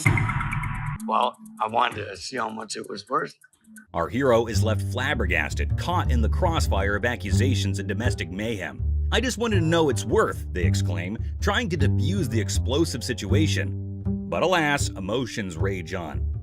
Yesterday you said you needed bike parts and didn't have the damn money. And all of a sudden you got my damn ring. Unexpectedly, a wild punch appears. The spouse transforms from the drama unfolds. They assert their right to park no matter the odds. Suddenly, I'm patiently telling you, dude. Park your spots out. Meanwhile, our hero, undeterred, asserts, I'm not going nowhere, as if the van gods themselves had bestowed upon them a divine parking mission. A shocking turn of events, our hero literally stops, drops, and rolls on the store carpet, leaving everyone perplexed. The guy in the refrigerator. In this episode of Hardcore Pawn, we are taken to the time when a crazy man entered the shop, and when no one was looking, he took refuge in the refrigerator for reasons unknown. Thankfully, this man had spotted the crazy man and went to Ashley and others to let them know. At first, no one would believe him, but by the looks, he looked quite genuine, so they followed him up to the spot where the fridge was. Still hardly believing the man, they went to open the fridge, and boom! The man was curled up inside, about to make the refrigerator its new cozy little home. I don't know what y'all doing over here. There's some mother in the refrigerator. What? The whole situation was so absurd that not a single person in the whole shop could believe that there was a whole person hiding inside there. Good thing that they have security in the shop, so the man got what he deserved. What the f are you doing? Fake earrings. Two sassy black queens strut into the pawn shop, flaunting earrings worth $350. The seller, bewildered, questions their cash craving. They snap back. How you doing? Good. I'm here to pawn these earrings. Okay. Honey, our financial drama is an Oscar-winning secret. The seller innocently inquires about the swearing, prompting the girl to unleash a verbal firework. Trying to get $350 for them. Why do you need the money? It's none of your business why I need the money. As he fumbles to record the chaos, he realizes these queens can turn from pawn shop patrons to drama divas faster than his slowest sale. Talk about a speedy emotional roller coaster. Why are you swearing? Because you asking me why I'm coming in here to handle my business. In the midst of the jewelry saga, it's a linguistic roller coaster. The seller's ears are bombarded with jewelry, loan me my money, and a kid-eating crisis. What does my sign say? Jewelry and loan. This jewelry, loan me my money. I got to feed my kid. The drama unfolds faster than a soap opera, leaving him nervously counting non-existent diamonds. Talk about a pawn shop sitcom. Man, you getting on my nerves, dog. How'd you get You this? ain't even looked at my Do you know that these aren't real? In the sizzling pawn shop showdown, the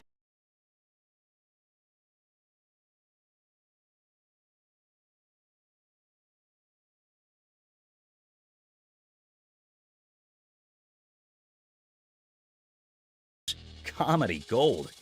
How the you gonna tell me just by looking at my that they not real? They're not real. As the Queen of Sass declares her exit, she throws shade like confetti. Insults rain down, targeting the seller's wrinkled up hair and questionable fashion choices. With a parting shot about a jury and long bow ass, she exits, leaving the pawn shop in stitches and the seller questioning his life choices. I ain't leaving this till you give me my money. I need my mother hair did. Coloring book. Ashley enters confidently, challenging authority. Seth tries to manage the chaos. Tension rises as they clash, leaving everyone puzzled. Don't come in here thinking that you know everything in your like. I didn't know you should anything. go off and like run back to Hawaii where you bought that shirt. Unearthed gems, a JFK coloring book from '62, and a Frank Zappa one from '82. Mom's surprise drawer is found. Now, the shop's in for a laugh, unraveling the tale behind these quirky relics. Hello. Hello. I have a John F. Kennedy coloring book from 1962 and a Laugh out loud scene as the seller confesses to buying a Frank Zappa coloring book at 25, never cracking it open. Now, with 3 daughters in college, it's a hilarious quest for cash. The quirky relics become the center stage for a funny exchange in the pawn shop. So why do you want to get rid of it since you loved him so much? well, I have 3 daughters in college and I need money. The negotiation dance continues as the seller justifies prices, leaving room for haggling. Tension rises comically as the buyer feels snapped at. The shopkeeper offers a research break, declaring, "I'm not in a hurry," in this pawn shop sitcom starring quirky characters. Okay, do you want to give me some time to do a little research on this, You can or? have all the time you need. I'm not in a hurry. The plot thickens as Ashley discovers the price coloring book online for $8.75, triggering a hilarious spat. I didn't say any of that Can to you you. read that? $8.75. So make me an offer. 0. She hilariously expresses her dismay, accusing the customer of rushing and shoving a phone in her face. I'm looking at the one that he wanted $50 on, and I pull it off, and it says $8.75. The bickering ensues, with both claiming they're not married, adding an amusing layer to the pawn shop sitcom. I have to take him out this way. That's how much he pissed me off. In the ongoing pawn shop drama, Ashley delivers a sassy retort to the customer, suggesting he adds value nowhere and jokes about returning to Hawaii. The banter continues as another worker calls out Ashley for being rude, I think you're disgusting and rude. I didn't say any of that Can you read that? $8.75. leading to a comical exchange where Ashley dismisses them to focus on yourself. The workplace comedy unfolds with quirky characters and witty comebacks. Well, you don't add value to the organization. I have one. Well, thank you so much. But the next time you send my paycheck, you can tell me how to work. Parking lot. Cue the workplace alarm. The notorious parking lot gambler is back, and the office crew is on high alert. With a battle cry of "Let's go get him!" they embark on a mission to catch the elusive man of many lands, or as they dub him, That Lady Pakistan. Office drama just hit the jackpot. What gambling again in the parking lot? Meet Robert Robertson, the maestro of sports memorabilia, introducing himself to Dennis in a pawn shop saga. The plot thickens as he unveils a treasure trove of Detroit Lions autographs salvaged from his sister's basement flood. Forget superheroes, this guy's heroics involve rescuing signatures during a Union picket line water ballot. All right. Here's Robert. Robert, Nice to I'm meet Dennis. you. Nice to Nice meet to you. meet you, Dennis. Here, I got an item here. You might be interested in. In the wild world of pawn shops, Dennis is hit with a first, an NFL labor strike poster. As Robert pitches his Union picket line relic, Dennis, caught between fandom and frugality, contemplates the value. It's a negotiation dance where even the poster's wrinkles have a say, and Dennis dreams of a dad who'd splurge on a heartbeat. What, Steve Backus? This is the first time a guy actually brought in an NFL labor strike poster. Dennis and Seth, the dynamic pawn shop duo, are advised to step up their deal-closing game. In the battle of signatures, Robert's pitch clashes with Dennis's detective skills. It's a showdown of history versus water stains, where even a tear is more drama than a soap opera. Selling history hard, selling water-stained history a comedic challenge. One just like this mint, though, and he got $950 for it. Right, so if that was mint, why would you want $1,000 for this? In this hilarious haggling carnival, the pawn shop pros are on their knees throwing cash offers at Robert for the water-stained NFL labor strike poster. It's a dollar dance-off with Dennis and Seth, and they're juggling 20s like it's a comedy club. In the end, it's 520s that win the bid, leaving Robert with a pocket full of paper and the pawn shop crew high-fiving over their historic steal. $75? No way. Offering you just $100 cash money right now would make it. Gold earrings. In the golden world of earrings, Ashley and the customer embark on a carrot quest. The earrings sparkle, but the price tag dims the shine.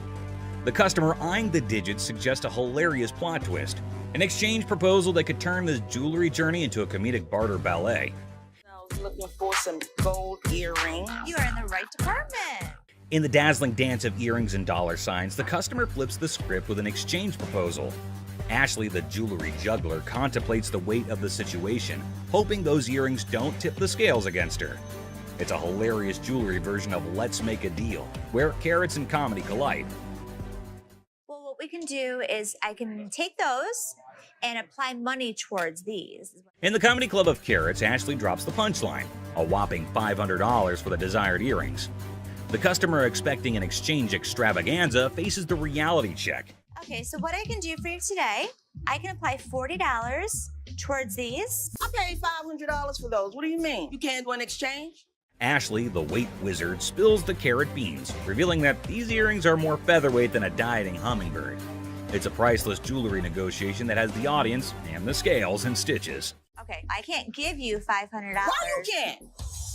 Because it's not worth. In this comedy climax, the customer unleashes carrot chaos, insisting her earrings are weightlifting champions. The tension escalates as she dubs Ashley Boo, but a touch sets off a mini drama. I know how much these cost, boo-boo. Because you screamed that they're gonna get you more money, boo-boo. The pawn shop becomes a carrot battleground, and Ashley's final offer of $175 is the punchline that sends the customer storming out, leaving the jewelry saga in a carrot cloud of comedy. Everybody else good. Pose made you Fake diamond. In this wild pawn shop showdown, two characters storm in like a tornado, armed with an attorney and a demand for $900. The seller, caught off guard, awkwardly requests a card while the attorney seems more like a background dancer in a chaotic legal dance. It's a scene where negotiations are more like a comedy sketch, leaving everyone wondering if they stumbled into a legal circus.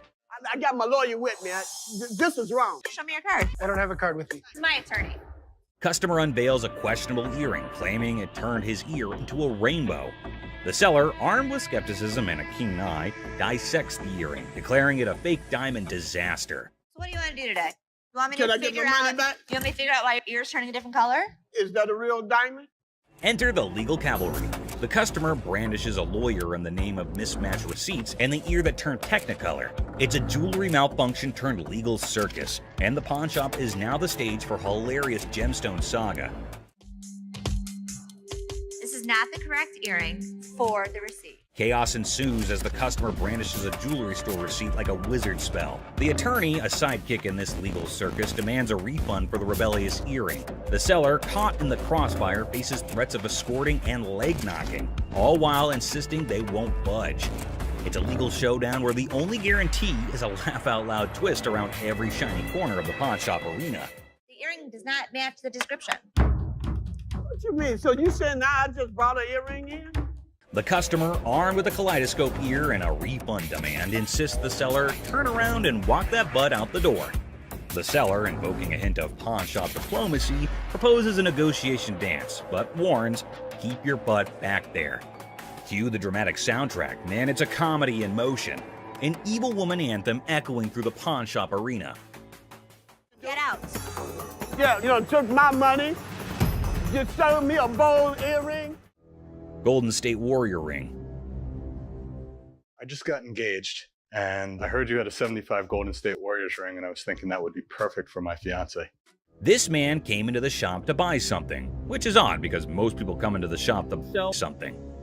This man, on the other hand, was interested in Rick's 1975 Golden State Warriors ring, but Rick was unable to but laugh at this.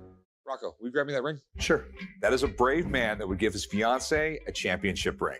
Even though Rick keeps on laughing, asking why the man is giving a ring like this to his fiance, we understand that the buyer isn't pleased with Rick's antics.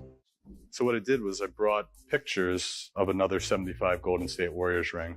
The buyer produced photos of another Golden State Warriors ring and attempted to match them, which they did.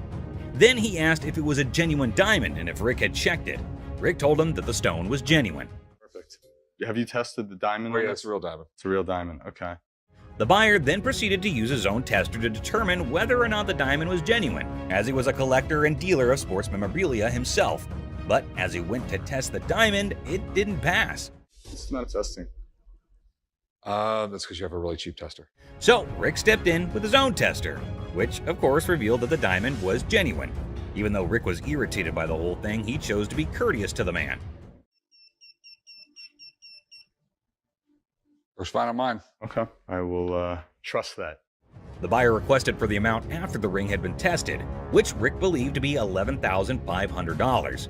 The purchaser, on the opposite hand, had a budget of $5,000. Any 11 grand, that's what I can do. That's your bottom line? Yeah, Okay. best price. Because Rick refused to go any lower than $11,000, the buyer was forced to leave the business unhappy and empty-handed. I didn't think he was going to go 5,500, but I thought, he'd work with me a little bit. But it seemed like he wanted to punch me in the face. Wells Fargo's safe deposit box. What do we have here? Well, we got a Wells Fargo strong box. This man arrived with a Wells Fargo safe, an antique ball and chain, and a couple ancient handcuffs. The seller was asking roughly $2,000 for everything in the package. All right, well, tell me about these things. This ball and chain right here actually comes from the Human Prison. It's the oldest prison in the state of Arizona. Folsom Prison was Arizona's oldest prison, and the handcuffs belonged to it since the late 1800s. Here's my concerns. When they forged chains back in the 1800s, it was just hot welding together. At that time, it was all performed by the blacksmith, but the chains that the man brought in were all electronically forged. Not only that, but Rick had another major problem. Never in the history of any prison did they ever have their name put on the balls. What Rick was saying was that everything the man brought in was false, but the seller was not ready to believe Rick. It's fake. What makes you an expert on this stuff? I've been buying and selling this stuff my entire life. Even if the contents of the package were phony, there was a chance that the box itself was not. So Rick made a deal for the box and left the rest. Box, I'll give you $400 for it. I want $1,200 for it. No, you don't. And the transaction was completed for $400.50. The seller left, and Rick subsequently decided to consult with an expert about what he had purchased. Okay. 19th century strongbox, Wells Fargo. Following a thorough examination of the box, the expert asked Rick the following question. First things first. Have you already bought this? The box was just as false as the other items Rick did not purchase, and the expert agreed. It's a complete fake. Damn it, Rick. Mystery guy.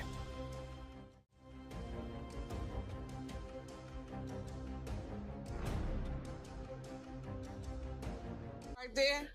Here they come again. Hang on to your hats, folks, because we're diving into one wild tale. Picture this, a mysterious dude looking like a secret agent casually strolls into a pawn shop, acting like he owns the place. The shopkeeper, eyes wide open, can't help but stare at this walking enigma. I mean, who wouldn't? He's like a riddle on two legs. Now brace yourselves for the craziness escalates. Our mystery guy isn't flying solo. He's got not one, but two ladies in tow, a trio causing a ruckus. They swagger up to the counter, and out of nowhere, the guy dramatically declares that the ticket he's waving is faker than a rubber chicken. Everyone in the shop, imaginary files included, gasps in surprise. Her on the ring, or get the ring back. She's got a receipt. Let me explain right to here. you. This is a counterfeit ticket. Hold on to your giggles. The shopkeeper, smelling something fishy, turns into a detective. With a sneaky grin, he tells the trio to chill and confidently says, "I'll prove it's a fake."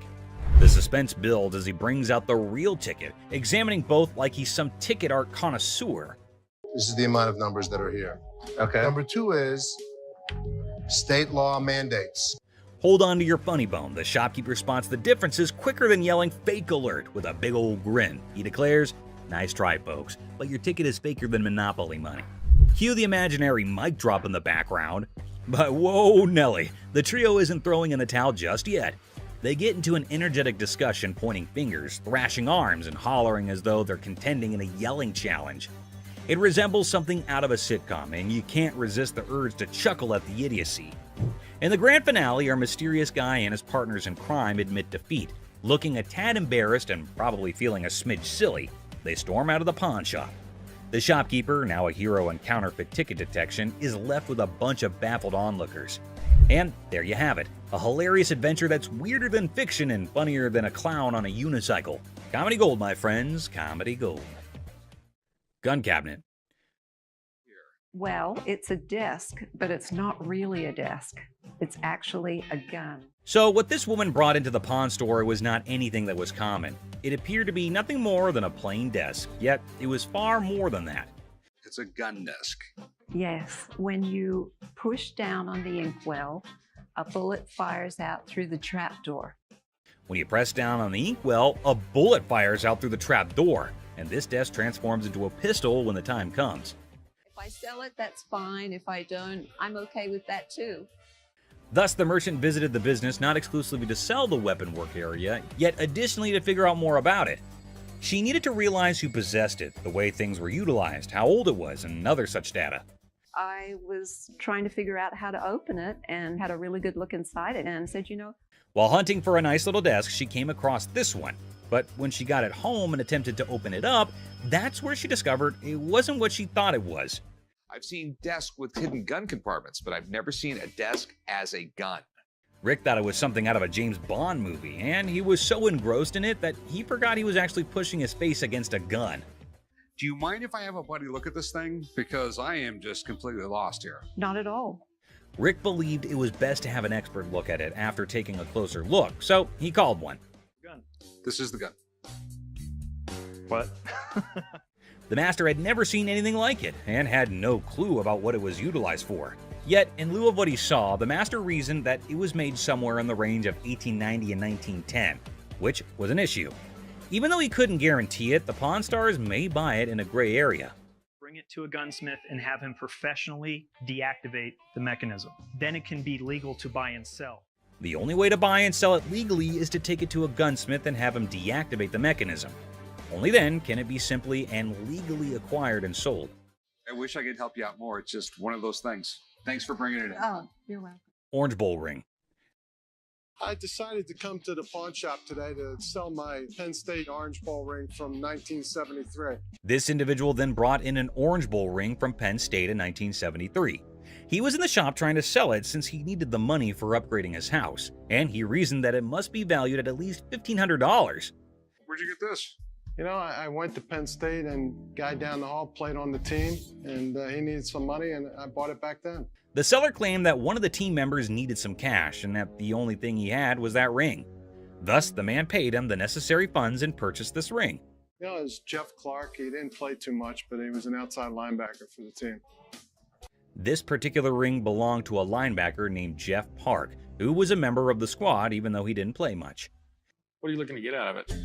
I'd like to get $1,500. Okay.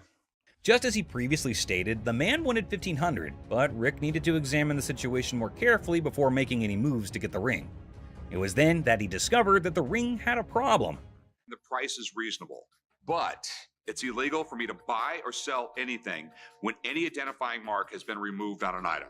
The ring was cool, but it was also reasonably priced considering that the engraving makes it completely identifiable. It was no longer lawful for Rick to purchase or sell this ring after the engravings were taken out. I'd be more than happy to buy it off you for $1,500. Problem is, It's like buying a car without a VIN number. The seller was a little confused as to how the removal of a few inscriptions might make the ring illegal to purchase or sell. As a result, Rick and Corey had to thoroughly explain everything to him and let him know that despite their best efforts, they're unable to handle it. All right, dude. Okay. Sorry, I couldn't do nothing with it. Okay. I know 1,001 people I could have sold this ring to and made it. A fake bill. I have some political memorabilia, the Secret Service ID for J. Howard McGrath, Attorney General of the United States. This individual entered the pawn shop with a $10 bill that had several signatures on it, a White House pass, and several Secret Service IDs. He estimated 1,000 figures for each of these items, but before beginning to negotiate, Rick needed to learn more about them. He was the chairman of the Democratic National Committee when Truman ran for president. Rick was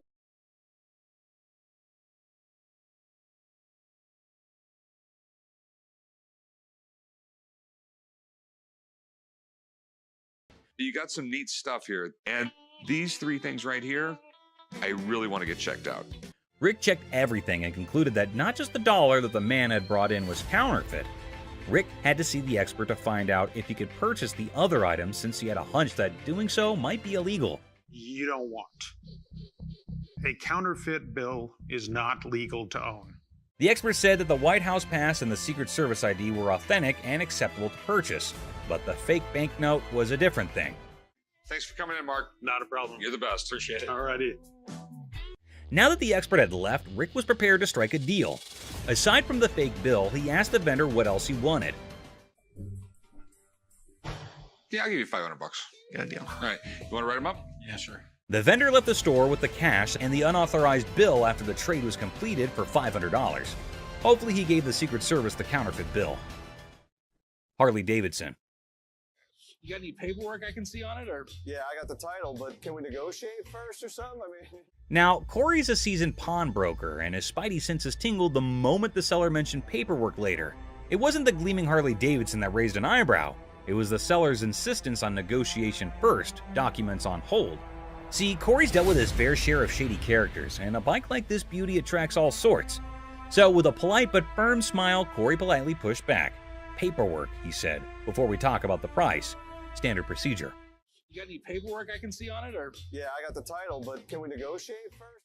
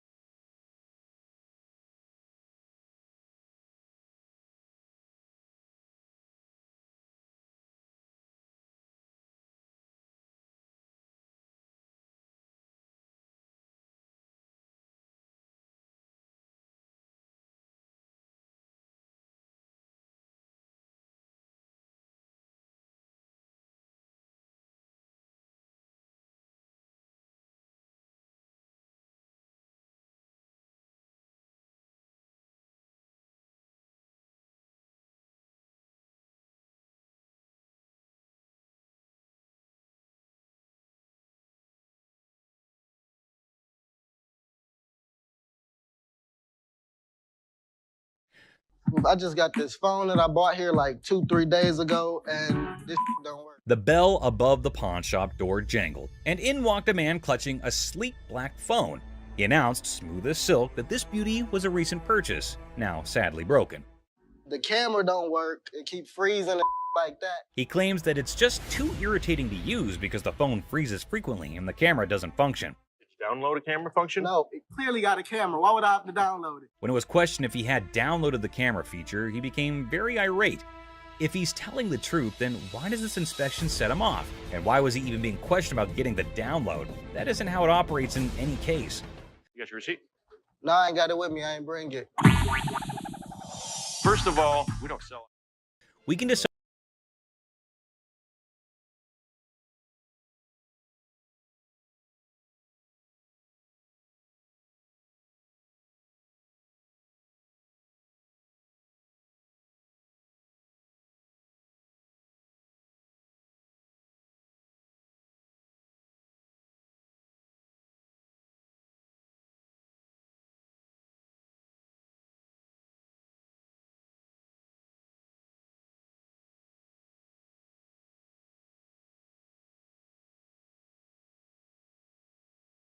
Another phone. If he said clearly one more time, I was going to clearly have to knock his freaking head off. We're all aware that Rich needs the receipt. You, my man, are not. Who sold the phone to you in the first place? Somebody. He here. When questioned who exactly had sold him the phone in any case, he quickly pointed at any random employee. But we haven't had one of those up for sale since I've been here in 6 months. I mean, I just seen you in 2 weeks. Furthermore, it appears that the youngster he pointed at didn't know why he was being called for. Thank you very much. I appreciate you coming on over here. You can go back to selling that computer. All Rich knows is that it's an iPhone, but he's more irritated by something else. What's more, clearly it was working out. Can you go show him how it works? Take a picture out in the parking lot. Nope. And then, like a burst dam, the story spills out. The phone wasn't his. The purchase was a shady deal in a back alley. The frustration wasn't with the camera. It was with the consequences. The cold sweat of a gamble gone wrong. With a sigh, Rich ushers in the man and his broken phone out of the shop. The heavy silence echoing their unspoken pact. The truth had been told, the game was over. That's all for our video. We hope you liked it. Please comment, like, and subscribe. Don't forget to hit the notification bell for more videos like this. Share it with your family and friends. See you next time. Christina stealing money. Here's something curious happening.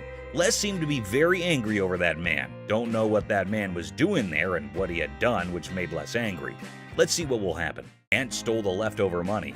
Everyone there is so angry. What is going to happen now? Les is curious as he is sure that Christina cannot do this kind of stuff alone. There must be some other people supporting her in his play. Les is taking it to extremes and asking again and again if there's another one with her. Have you been working with any other employee? No. All alone without any knowledge of anybody else stealing from us, correct? Oh God, he asked her to send her to jail if she did not speak the truth. Oh my God, things are getting worse. She's not telling anything. Mother-daughter fighting. So there's a woman coming with her daughter. She showed some pieces of bottle and a collection of stamps. According to her, it is worthy, but actually it is not. Les asked her that it is not that worthy. Oops, the mother got angry at Les. Because for her, they are worth everything. What will happen now? So what you got? I got some really expensive stuff. Show me. Oh my God, the daughter charged a fire against her mother. You better don't. No, you. Girl, what the hell wrong with you? She triggered her and insulted her for her useless collections, and oh my God, look, they're about to have a deadly fight. Oh God, the mother scratched her daughter. Les is stunned. They don't want get off my. The mother and daughter are having extreme fighting conditions. Everyone around is watching them. Les is stunned and did not have any idea that this would happen, or it might be very casual to them.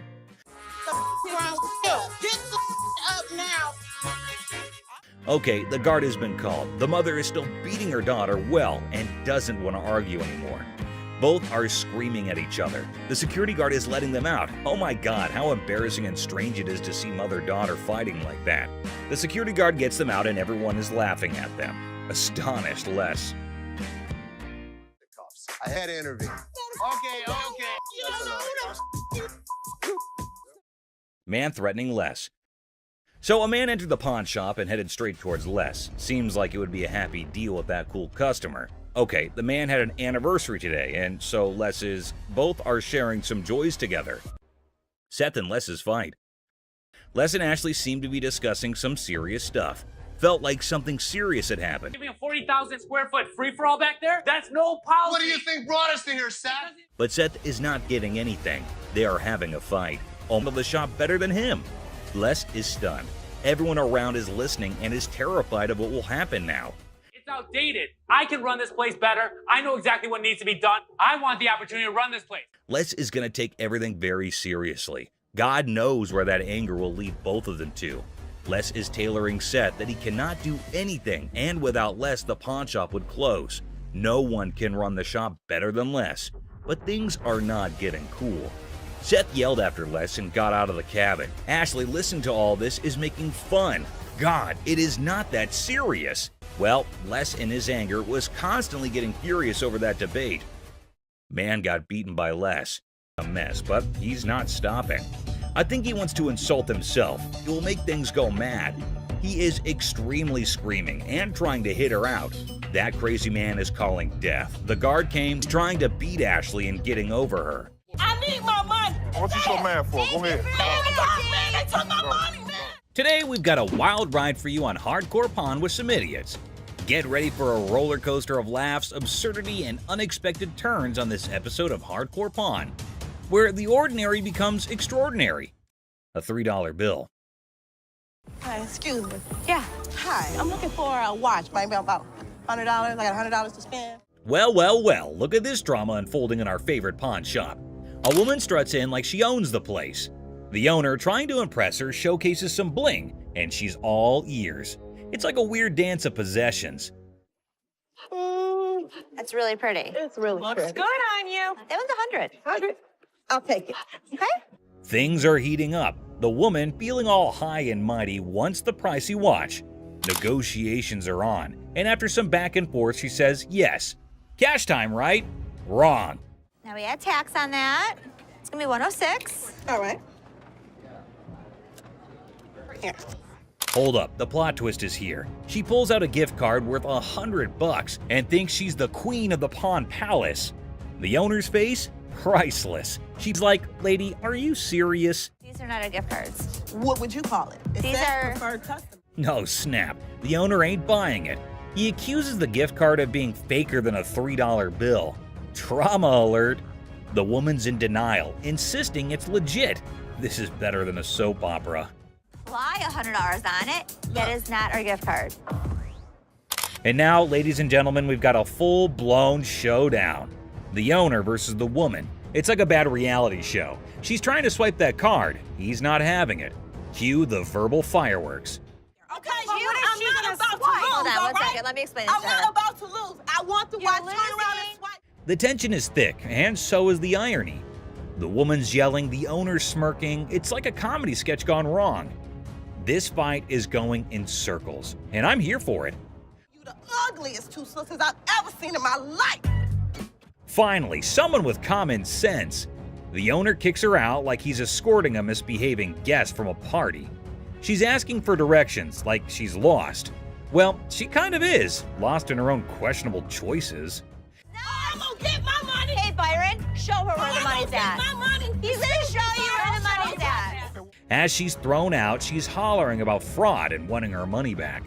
Lady, you tried to pull a fast one, and now you're left with nothing but echoes of your failed scam. Better luck next time, or not. Go ahead. Man, they took my money, man. Somebody want $100. Penguin generator guest. Well, folks, here we're witnessing a guy waltzed in reassembling a penguin on a skateboard. Cue the chaos. Security guards swoop in, dragging our penguin out like a grumpy rock star exiting the stage. Oh, you want to bet? Excuse me. Have a good day, sir. Hell no. No. Have a good day, sir. Gun desk. Today at the pawn shop, a lady brought in a mysterious desk that moonlights as a gun desk. A desk with a concealed firearm. She's clueless about its value, but is selling it like a quirky antiquity. If danger strikes, just push the button and file your stress away. Where in the world did you get this? I got it in an estate sale. I was just looking for a nice little desk to put a guest book on. Apparently, the lady got this gun desk from an estate sale, thinking it was just a cute desk for a guest book. The seller's reaction?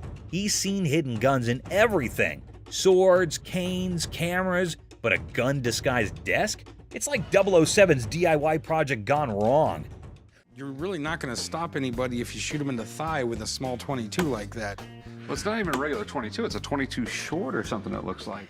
The pawnshop seller, baffled by the antique gun desk, insists on a buddy inspection to verify its age. The buyer, eager for the coolest desk ever, is like, "Where's the gun, though?" Antique furniture shopping meets gun control comedy. This thing is a gun. You press there's the trigger. That falls down, hits the hammer. The bullet flies out this way. The second seller is utterly perplexed by the gun desk, questioning its practicality.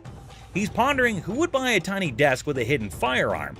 Meanwhile, the buyer's probably thinking, well, it's the perfect desk for a high-stakes game of hide-and-seek. The other thing is, I don't know how old this thing is. The seller delves into firearm logistics, explaining the pre-1898 loophole and the concealed weapon twist. Meanwhile, the buyer's probably regretting not majoring in antique desk forensics. Okay, it's one to have a gun, but now you have a concealed weapon because it's a hidden gun. Have you had it apart? Yes. The seller navigates the murky waters of antique gun regulations. The buyer, eager for a legal loophole, contemplates turning the gun desk into a non-threatening relic. Antique buyer drama at its finest. Thanks for bringing it in. Oh, you're welcome. I really wish I could have bought this because the odds of another gun desk coming in here are slim to none. Super Bowl ring. Walked into the pawn shop like a Super Bowl champ flaunting a ring fit for the football gods. The seller's dreaming of a touchdown deal at $22,000. But he's ready to settle for $19,500 because even champions negotiate in the end zone. I'm looking to get anywhere from like $22,000 to $21,000 for the ring, but if $19,500 was to hit it, I'd take it. The seller got the ring from a forgetful wide receiver deal. It's from Super Bowl 39, and despite the shop owner's dislike for the Patriots, he acknowledges their success. An issue with the ring's mark is noted. If this Super Bowl ring is the real McCoy, it's worth tens of thousands of dollars. But a hand-engraved manufacturer's mark just doesn't seem right to me. The pawnshop worker, with a quirky habit of hoarding Super Bowl rings, scrutinizes the suspect engraving on the Patriots ring. The seller's mid-20s price tag meets skepticism as the shop owner delays, realizing this ring's authenticity quest might need more detective work than expected. I'm gonna have to get somebody in here because it just doesn't look right. I want to do a little bit more research, so we'll get this thing figured out. The seller's nervous about the big bucks, defending the ring's authenticity with player credibility. The pawnshop worker, still skeptical, calls in an expert, and in walks Jeremy, the ring detective, ready for some bling investigation. Now, rings that are given to players are far more valuable than if they're given to a front office staff member or something. The expert, dropping knowledge on the 04 Patriots ring, relishes Eagles' losses. He educates on the ring's bling, emphasizing player rings' value, and highlights the counterfeit struggle. The pawnshop now is a sports memorabilia professor. Usually you would see that not only in a different location, but it looks to be actually hand engraved rather than actually out of the machine. The expert dissects the Jostens mystery, noting hand engraving and unique features. Despite the unconventional markings, he vouches for the ring's legitimacy. The 04 Patriots bling gets a 100% authenticity seal, and the pawnshop rejoices in a victory for sports memorabilia truth. They actually had to have somebody laser engrave each and every ring. So this ring is 100% legit, and it's pretty awesome. Sweet. The appraisal moment arrives, and the expert places the 04 Patriots ring in the high demand category, estimating it between $30,000 to $35,000. Super Bowl rings from players such as this sell from about $30,000 to $35,000. Nice, nice. The seller, aware of economic woes, starts at $22,000. But the pawnshop owner, considering the long wait, bargains at $18,000. Negotiations roll with a counteroffer of $21,000, reminding the seller you don't have anything like this in your showcase. The ring dance continues. I go 21.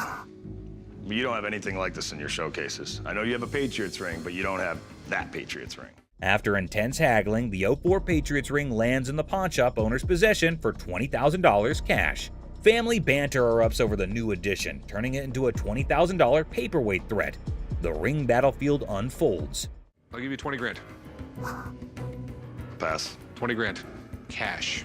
$100 bills. Just because I need a Super Bowl ring for every one of my fingers. Deal. Deal. All right. German spy camera. At the start, the speaker enters a pawn shop and introduces the item, a 1950s German spy camera reminiscent of something out of Inspector Gadget. The brief mention of Inspector Gadget adds a touch of intrigue and playfulness to the scene. So how's it work? You adjust these little dials here depending on what you're trying to take your photo of. The focus shifts to the camera itself, identified as a Minox 3. The speaker highlights its compact size, likening to a cigarette lighter.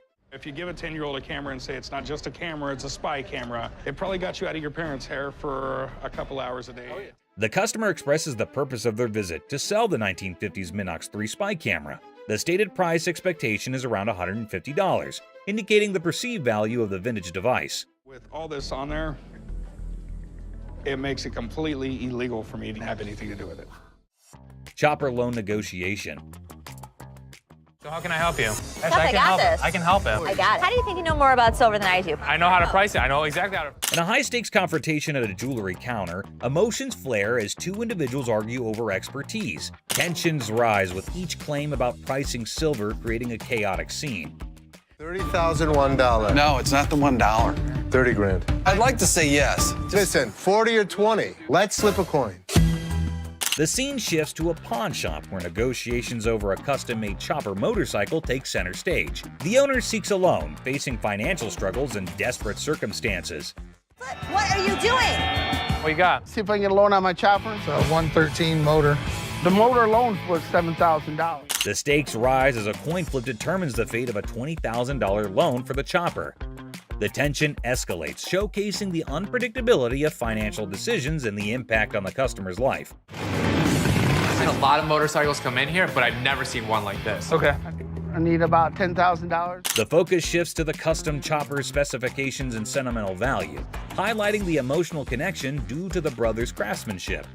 The negotiation becomes a delicate balance of compassion and financial reality. On a loan, about $5,000. Paying off both, or I mean, 5,000. I'll go 5,500. all right. Deal. All right, we'll get change you luck. 5,500. The episode concludes with a deal struck at $5,500 for the motorcycle. Despite falling short of the initial request, there's a glimmer of hope for the customer, bringing a mix of relief and uncertainty.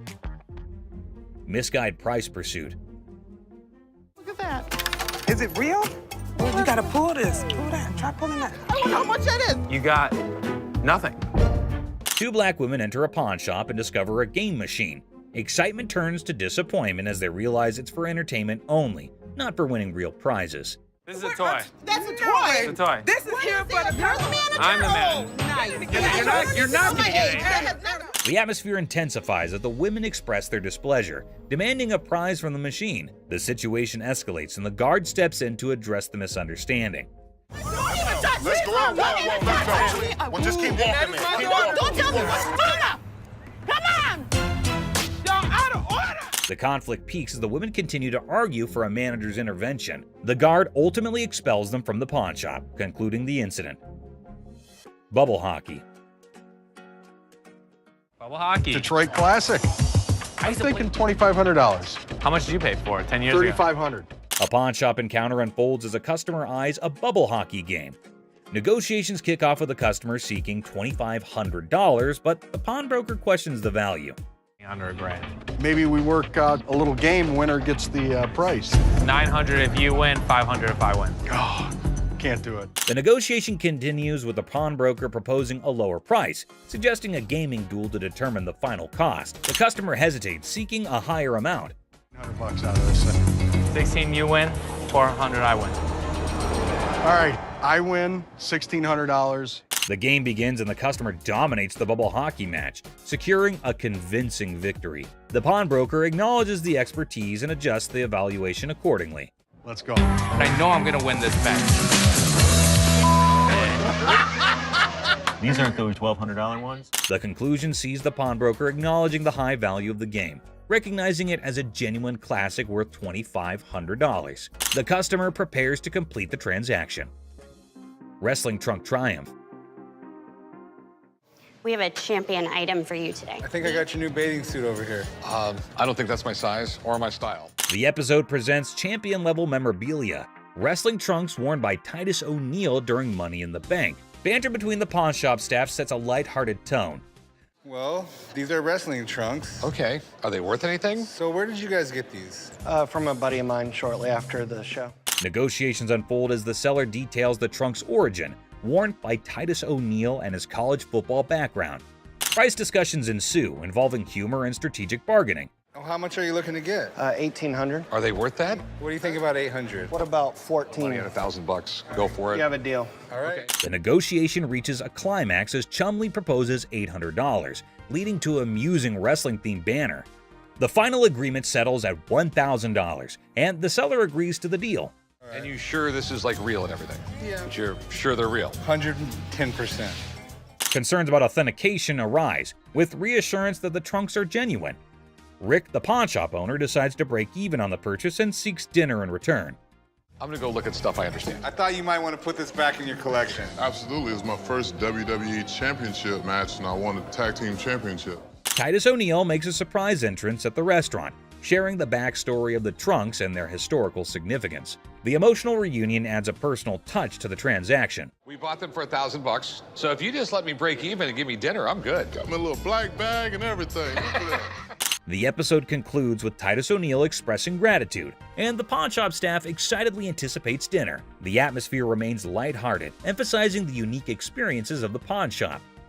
Gunfire and negotiation. And it was handed through the generations to me. What are you trying to get out of it? I'm looking for $50K. 50,000. 50,000. Corey introduces Alex to Craig, who has a fascinating antique wheel lock gun. The guys are amazed by its rarity and history, and Alex is about to share some cool facts. Man, this is stunning. Dating from about 1600s. I've never seen anything like it before, but he's asking $50,000. Alex dives into the history of the wheel lock, revealing it's a German-made firearm from the 1600s. Craig is nervously considering a $50,000 price tag. Alex suggests a test at the range. Yeah, this is special. I love this wheel lock. And you still want 50 grand for it? Absolutely. After research, Alex discovers that the gun belonged to a Prince Archbishop's personal guard. The guys head to the range for a nerve-wracking but successful test, and Craig's asking price is discussed. Nice! What do you think it's worth now? I think it's $40,000. In a quirky twist, Corey notices devil emoji targets for a gun designed to protect a Prince Archbishop. The gun fires impressively, and Alex estimates its value at $40,000. Not as easily as I could do 30. I would go 32.5. We'll lose it over that. We'll do 32.5. The negotiation begins with Corey expressing admiration for the unique gun. After some back and forth, they settle on $32,500, striking a deal for the exceptional wheel lock gun. Churchill letter. A historical dealer brings a Winston Churchill letter to the pawn shop. The seller's writing? Not so great. But hey, it's Churchill, and the drama begins. I have a Winston S. Churchill typed letter signed. Okay. A quirky twist. Churchill wrote to a food writer about a paperweight from Benjamin Disraeli. The pawn shop team dives into the historical circus, paperweights and all. Enter Steve, the expert, unraveling the mystery of Churchill's signature. The magnification saga begins, complete with ink flow discussions and hilarious attempts to decipher the genius's handwriting. A surprise appearance by a 1968 Jack Kevorkian Volkswagen van shakes things up. The chopper deal is done, but now Churchill's letter gets a comedic price tag dance. Negotiations, magnifications, and laughs galore. The thing I do like about this is it's got the writing on it, and I would put the value at the high end of that scope, so probably about $1,500. The final act, the pawn shop owner, a smooth talker, bargains down to $1,200. The deals are sealed and everyone heads off with laughs, paperweights, and probably a newfound appreciation for historical handwriting challenges. I think $1,200 sounds good. All right, it's a deal. Thank you, Mr. Harrison. Meet you right over there. We'll do some paperwork. Goofball.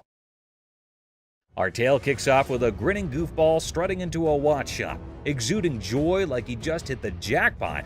His guest snagged the ultimate timepiece. The shop's proprietor, eyes sparkling with mischief, unveils a watch that could outshine Big Ben.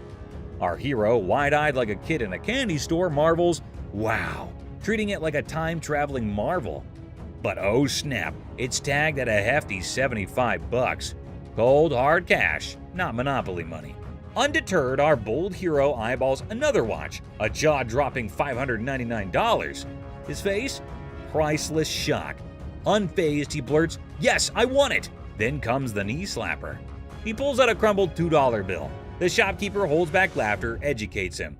That's $2,000, sir. It's a $2 bill. Okay, and it's worth $2,000.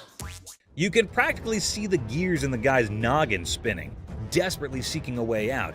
Anyone up for a cash exchange? He suggests, madness twinkling in his eyes. The shopkeeper, smelling trouble, hesitates, perhaps a financial genius or a victim of too many cartoons. In a wild finale, our hero with a mischievous grin hurls absurd insults like, "You're chunky with a giraffe-like neck." The bewildered shopkeeper calls in the guard. Enter the guard, booting out the funny guy, leaving the shop in stitches. Hey, have a good day. Big Mouth is hungry. Unexpected drama. Strap in for a wild pawn shop ride. A lady steals the spotlight, but surprise, Mr. Sneaky tiptoes in for a bear hug, sparking unexpected drama. Gasps echo as the leading lady jumps, but it's just a playful fella. Great day in American jewelry. Laughter erupts. Who knew a pawn shop could be a comedy club? In this 6-second snippet, the pawn shop transforms into a stage for unexpected antics, surprising and delighting in this unlikely comedy setting. Great day in American jewelry. What can I say? In the chaotic shop hustle, a dude flaunts a watch that could fund a small country. The shopkeeper, hungry for a bargain, attempts a haggling dance. But Mr. Watch Wizard wants stacks on stacks. I came over to sell a beautiful watch. Okay? Tell me a little about it. Cue the dramatic moment as the shopkeeper grabs him, yelling, "Hold up, time traveler!" Suspense builds as they investigate. Is it legit or a fancy imposter? Get ready for the ticking truth. So, can you come back in about an hour? No problem. Perfect. I'll see you in about an hour. Thank you. Picture our man playing Sherlock, sneakily starting the girl checking the watch. Instead of screams, laughter erupts. A mischievous symphony until the fun police arrive. An authoritative figure sternly commands, "Stop right there." Giggles turn into awkward coughs. Lesson learned. Messing with the timepiece police is no joke. They keep the watch world in check. Somebody had it open. You can see how screwed up they made those screws. Someone did have it open? You can see. Business clash. A dramatic drama unfolds as Mark, introducing himself, seeks business from the owner. Tension builds with background music, setting the stage for unexpected confrontations. Clearwater, Florida, but I have family up here in Northville, and we're starting a towing company, recovery, impounding. Mark pitches his towing business, convinced it's a better venture. The owner, unimpressed, rejects the offer, leading to a clash of perspectives and business philosophies. Well, things happen. We don't have that problem because we have fences around the building. The owner dismisses Mark's proposal, asserting control over his domain. Well, I'm going to give you some paperwork to sign. I wouldn't sign anything because I don't need your services. The comedy irony emerges as Mark persists, unaware of the futility of his attempts to sway the determined owner. The owner bluntly shuts down Mark's pitch, labeling it a shakedown. Listen. No, you listen. You are not coming into my business and trying to shake me down. The dialogue becomes increasingly heated, with the owner refusing to entertain the supposed business opportunity. What would you call it? I call it a business opportunity. I'm not interested. Mark's exit is met with firm warnings from the owner. The situation ends humorously with a comment on Mark's nice car, injecting a light note after intense confrontations. I'll be back. If I were you, I wouldn't come back. Whatever. The gym brawl. So, watch this hulking bodybuilder guy, all muscles and bravado, strutting into a pawn shop with this wrecked workout thing that looked like it went through a blender. He was like a peacock on protein, thinking he set up a magic muscle worm. The shopkeeper, a guy with a face as serious as a freshly waxed dumbbell, raised an eyebrow at the smashed up widget on the counter. Hey man, I need to talk to somebody about this. This piece of junk I bought in here just a couple days ago don't work now, it's broken. Check out this masterpiece, our bodybuilder buddy declared, pointing dramatically at his broken workout thing. It's so messed up. I swear it's doing reverse squats by itself. The shopkeeper, squinting at the wreckage, deadpanned. Reverse squats, huh? Must be the newest gym craze. This thing obviously couldn't handle what I was doing on it, so 2 days later it don't even work, so. But our muscle hero was not giving up. Leaning over the counter, he claimed, "I want my money back." How about you just get my money, and then we won't have any more problems with this, but I need my money back. This thing's more of a comedy show than a workout. The shopkeeper, trying not to crack a smile, said, "Well, it's a one-of-a-kind piece, guaranteed to break the ice at any gym." Or what? Or what? There's gonna be a problem. How about What that? kind of problem is there going to be? Oh no, that's like a WWE scene. Our bodybuilder flexed his words and shoved the shopkeeper. "Give me my money or I'll turn you into a cardio machine for a month." And just like that, the pawn shop turned into a wrestling ring. Oh, God. Come on. Come on, man. Let's go. The shopkeeper, unexpectedly nimble, fought back and chaos replaced. It was like two sumo wrestlers battling for the last protein bar. Trying to play hero, two guards materialized out of thin air. They grabbed our bodybuilder and his busted gear, dragging them out. We got you. Bring a few more. All we needed was two. all y'all out. Our muscle dude flailed around, still demanding his refund like a sad, deflated balloon. The pawn shop went back to normal. That's it, my man. Bring a few more. Here's your machine, buddy. The art of negotiation. So let's see this guy walking into a pawn shop, allowing him to be the next big art dealer with a painting put away under his arm. He's giving off major, "I'm gonna hit the jackpot" vibes. The shopkeeper, with the sneaky grace of a cat burglar, checks out the painting like it's the Mona Lisa 2.0. Our confident guy also spins this wild tale about how the painting formerly belonged to Napoleon's pet goldfish, or some other crazy story. So what you got? I've got a painting from Peter Max. An original painting? Well, I got into a silent auction. The shopkeeper, poker-faced like a pro, goes, intriguing. You can virtually see dollar signs in his eyes as he dreams of making a fortune. Now comes the big moment. Confident guy bravely says, "I want $3,000 for this masterpiece." Let's see if she can close a deal. Yeah, what is the bottom line? 3,000. No way. The shopkeeper, still all mysterious and cool, smirks and says, "I can do 1,500, or you can hit the road." 1,500 and we got a deal. It's like a Western showdown, but with money instead of guns. It's a take it or leave it situation. The confident guy, looking a bit less sure of himself, decides to pull a classic move, pretending to discuss it with his imaginary art expert friend. Maybe it's an unnoticeable chum with an art degree. While our hero is deep in discussion with his invisible art critic, the shopkeeper, beaming like a Cheshire cat, decides to up the figure. I know there's a market for it. So $1,500 I think is pretty good. They need to take the money and run. He counts out $1,500, slams it on the counter as if to say, "Take the cash and run, chum," or say farewell to the deal of a lifetime. 1,500. All right. In the end, the confident guy, now looking further confused than confident, grabs the cash and virtually sprints out of the shop. And that is how a pawn shop turned into a comedy stage, starring Mr. Confident, the mysterious shopkeeper, and an oil with a Napoleon-connected goldfish. Art, my friends, might be priceless, or at least worth $1,500. Peter Max. Seat showdown comedy. In a strange pawn shop turned into an airplane seat sale, things got wild when a gutsy and unusual woman decided to turn the whole event into a comedy show. Picture her like a sneaky cat strolling over to a chair and ignoring the "don't sit" sign as if it were garbage. It was as if your rebellious grandma suddenly took center stage, tossing caution and posters to the wind.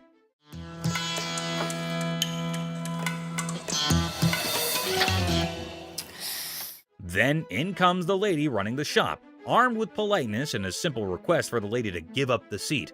Little did she know she was about to get into a funny showdown with our cool and calm customer. The woman, looking super confident and mischievous, said, "Just let me be," treating the chair like her personal throne. Okay, these are for sale. We don't have like a trial and error. Okay, well, I'm not trying to buy them. I'm just trying to try them out. As if that was not funny enough, the secret guards jumped into the blend. The shopkeeper, determined to bring order back, tried nicely to get the bold woman out of her comfy spot. But our fearless main character was not having it, bravely declaring, "You cannot make me move." And what you can do is leave me the alone. Okay. Yeah. Then comes the guard trying to lift her off the seat. Suddenly, there's a big scene. The woman, now a pro at making a show, indicted the guard of bothering her and indeed threw in the surprise of claiming it was sexual harassment. The pawn shop turned into a stage for a solo performance, with our main character making up the script on the spot. No, thank you. Get on up No, out of here, no, you can get your assist you hand too off. much. Get your hands off of me. Get your hands off. But the comedy did not stop there. Wanting to leave with a bang, our leading lady dramatically fell to the bottom, blaming the confused guard for pushing her. The shop, once a place for buying and selling, turned into a theater for a funny play where reality and silliness conflicted in the most hilarious way. Girl, you pushed me! What? I didn't touch. Did I touch you? And just like that, the woman in the pawn shop left everyone. Guards, shopkeeper, and onlookers scratching their heads, wondering if they had just witnessed the craziest pawn shop show ever. I'm not going anywhere. Do whatever you want. And we can have a staring contest. Joe Sofa Saga. In a pawn shop full of weird and wonderful things, a guy named Joe was on a mission for the perfect SETI. The man was on a tight budget, but his bullishness was as high as his hopes of chancing a hidden treasure among the fine furniture. Well, here's the deal. I just moved from New Jersey. My wife and I. We just bought a house, and she sent me here. She said, see what you can pick up. Perfect. Let's find some. He spotted a couch that looked like it had been through a lot. The man with a hopeful look asked the shopkeeper if they could clean it before he bought it. Little did the man know, this couch had a history. Spills, stains, and all sorts of weird stuff. The shopkeeper, trying not to burst into laughter, convinced the man it was a great deal without mentioning the hidden surprises. So inexpensive, right? Really? Yeah. I gotta tell you, man, that's nasty. Not giving up, the man confidently sat on the couch, comparing the dirt on it to his shoes. I'll tell you what, my shoes are cleaner than this couch. Then don't buy it. With a serious face, he said, I'm pretty sure my shoes are cleaner than this thing. He even tried to make a deal, $200 for the not-so-great couch. $397.77. Really? Well, I only got $200. It was a deal only Joe could find reasonable in the world of craziness. The real laughter started when this man, without thinking much, joked that if the couch were the shopkeeper's daughter, she must be a nasty one. The line between funny and awkward was getting blurry. We had a reupholstered and I gave it to Ashley. Is that right? Yeah. Is that your daughter? That's my daughter. She must be nasty, too. Out of the blue, a guard, called in by the offended shopkeeper, rushed in like a superhero. Joe was lifted off the couch and thrown out of the store, leaving everyone laughing. Yeah. Walk out. Walk out, my man. The pawn shop adventure had ended, but the story of Joe and the not-so-clean couch was sure to be a tale told with giggles and grins for years to come. Yes, sir. Go someplace else. That's the dirty D right there, baby. Comic pawn shop confrontation. Okay, a man is coming towards the shop. Wait, what? Is he coming to have something from the pawn shop?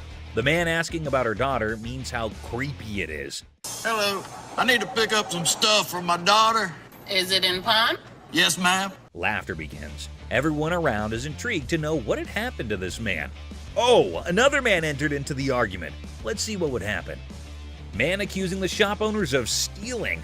How crazy this man is, constantly accusing them of being thieves.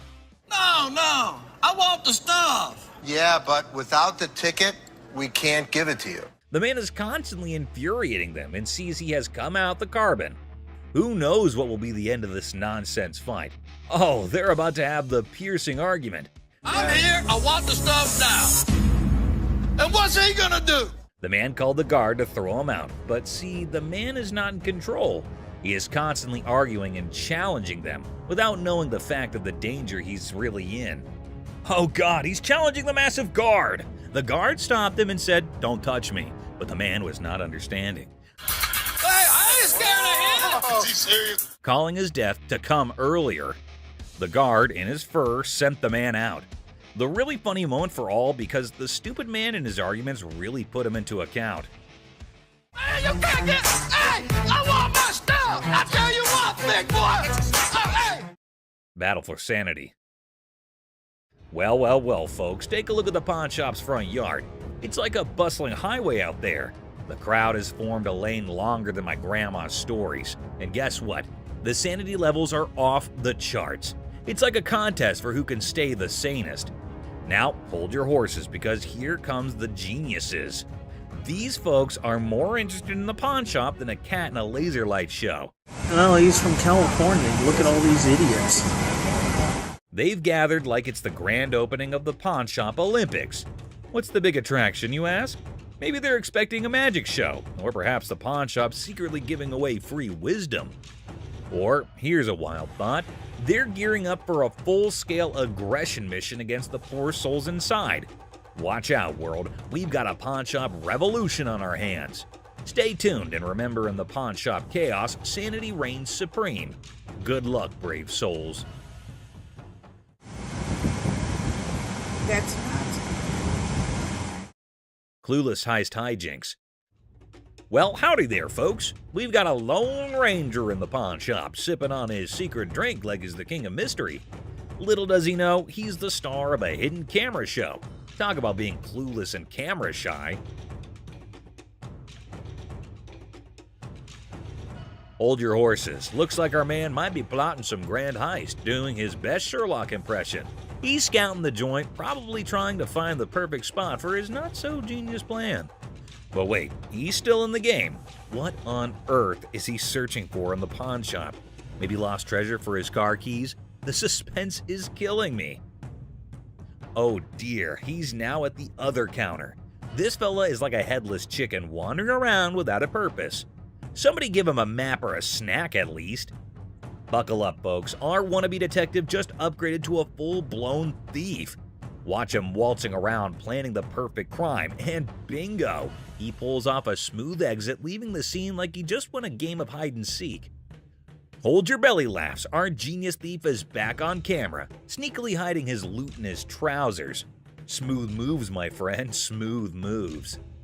And there he goes, strolling out of the pawn shop like he's won the lottery. Thinks he's the mastermind of the century, leaving behind a trail of stolen goods and a whole lot of laughs. What a character. Antique computers. Have a good day. You, man. Wonderful. Thank you so much. You too. Two tech-savvy grandpas strut into a pawn shop, seeking a fortune for antique computers. Instead, they're hit with a vintage rejection. Bastards, you can't give me a dime for... Oh, man. When one grandpa clumsily breaks a computer, he pulls a move straight from the sitcom handbook. Accidental comedy at its finest. They should have that. Put it in the... Oops, one grandpa accidentally smashes a computer, blaming the seller. He theatrically tosses it toward the dumpster, thinking it's a mic drop moment. The seller, the true comedy connoisseur, chuckles at the failed dramatic exit.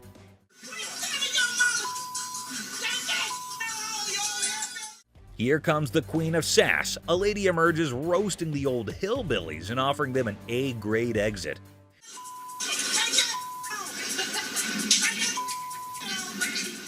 She declares her reign over Detroit toughness and leaves them pondering a future career in comedy security. Cue laughter. Exit stage left. Ex-couple. Hello. Hi, how are you? I'm good. How are you? I'm fine. I'm actually looking to pawn these 2 watches. In a pawn shop, a young couple walked in to sell 2 watches. Ashley, the shop owner, greeted them. You guys dating, married? Was engaged, but not anymore. When she asked about their relationship, the boy explained they used to be engaged, but are now exes because both of them cheated on each other. Okay, so you want to sell them, correct? Yes. And how much were you looking for? Despite their turbulent exchange, Ashley inquired about the watch's value. This one I am not interested in because we don't take this brand. You'll take that brand. Ashley noticed the watch's flaws, and when the girl mentioned a particular brand, the boy claimed it was fake. You are more than welcome, to leave that here and we can send it out to get the crystal replaced. As Ashley attempted to facilitate the watch sale, the ex-couple's argument escalated.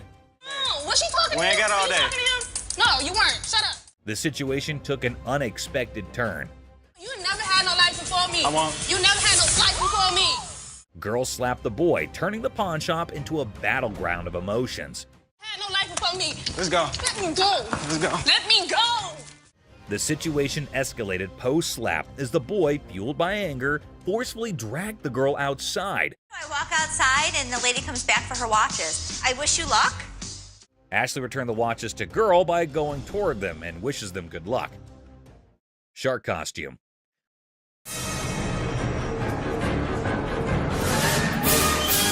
A fantastic character, half man, half shark, enters a pawn shop. Yeah, I'm a professional mascot during the daytime. At night, I'm a dancer. Claiming to be a daytime mascot and a nighttime dance sensation. $800, that's all I want. This guy is so bizarre. Les, skeptical, questions the shark man about his $900 financial request, leaving the room stunned. Don't they have those in Halloween costume stores? Les dismisses an awesome shark costume as a Halloween costume, but Rick takes it on, turning the pawn shop into a makeshift underwater comedy club, despite Ashley's rejects due to an unpleasant odor. See? It works. $800. Les, a pawn shop owner, is captivated by a customer who demands $800. You're missing a speedo. Oh my God. But when he reveals his naked self, Les's jaw drops.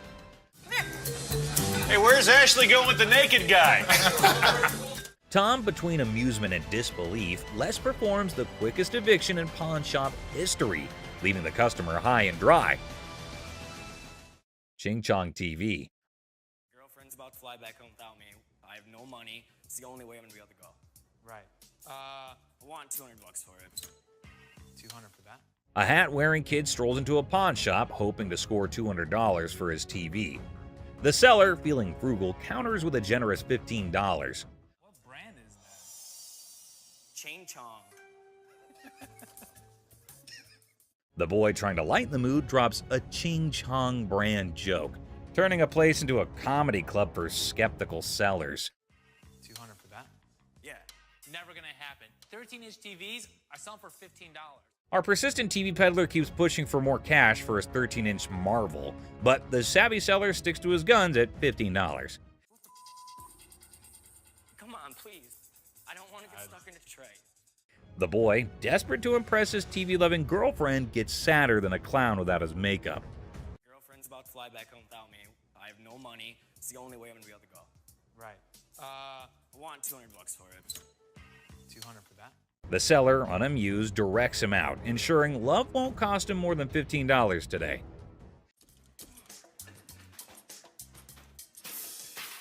In a fit of frustration, our TV tosser storms out, giving the shop a kicking and throwing his TV into a dumpster like it's a basketball shot gone wrong.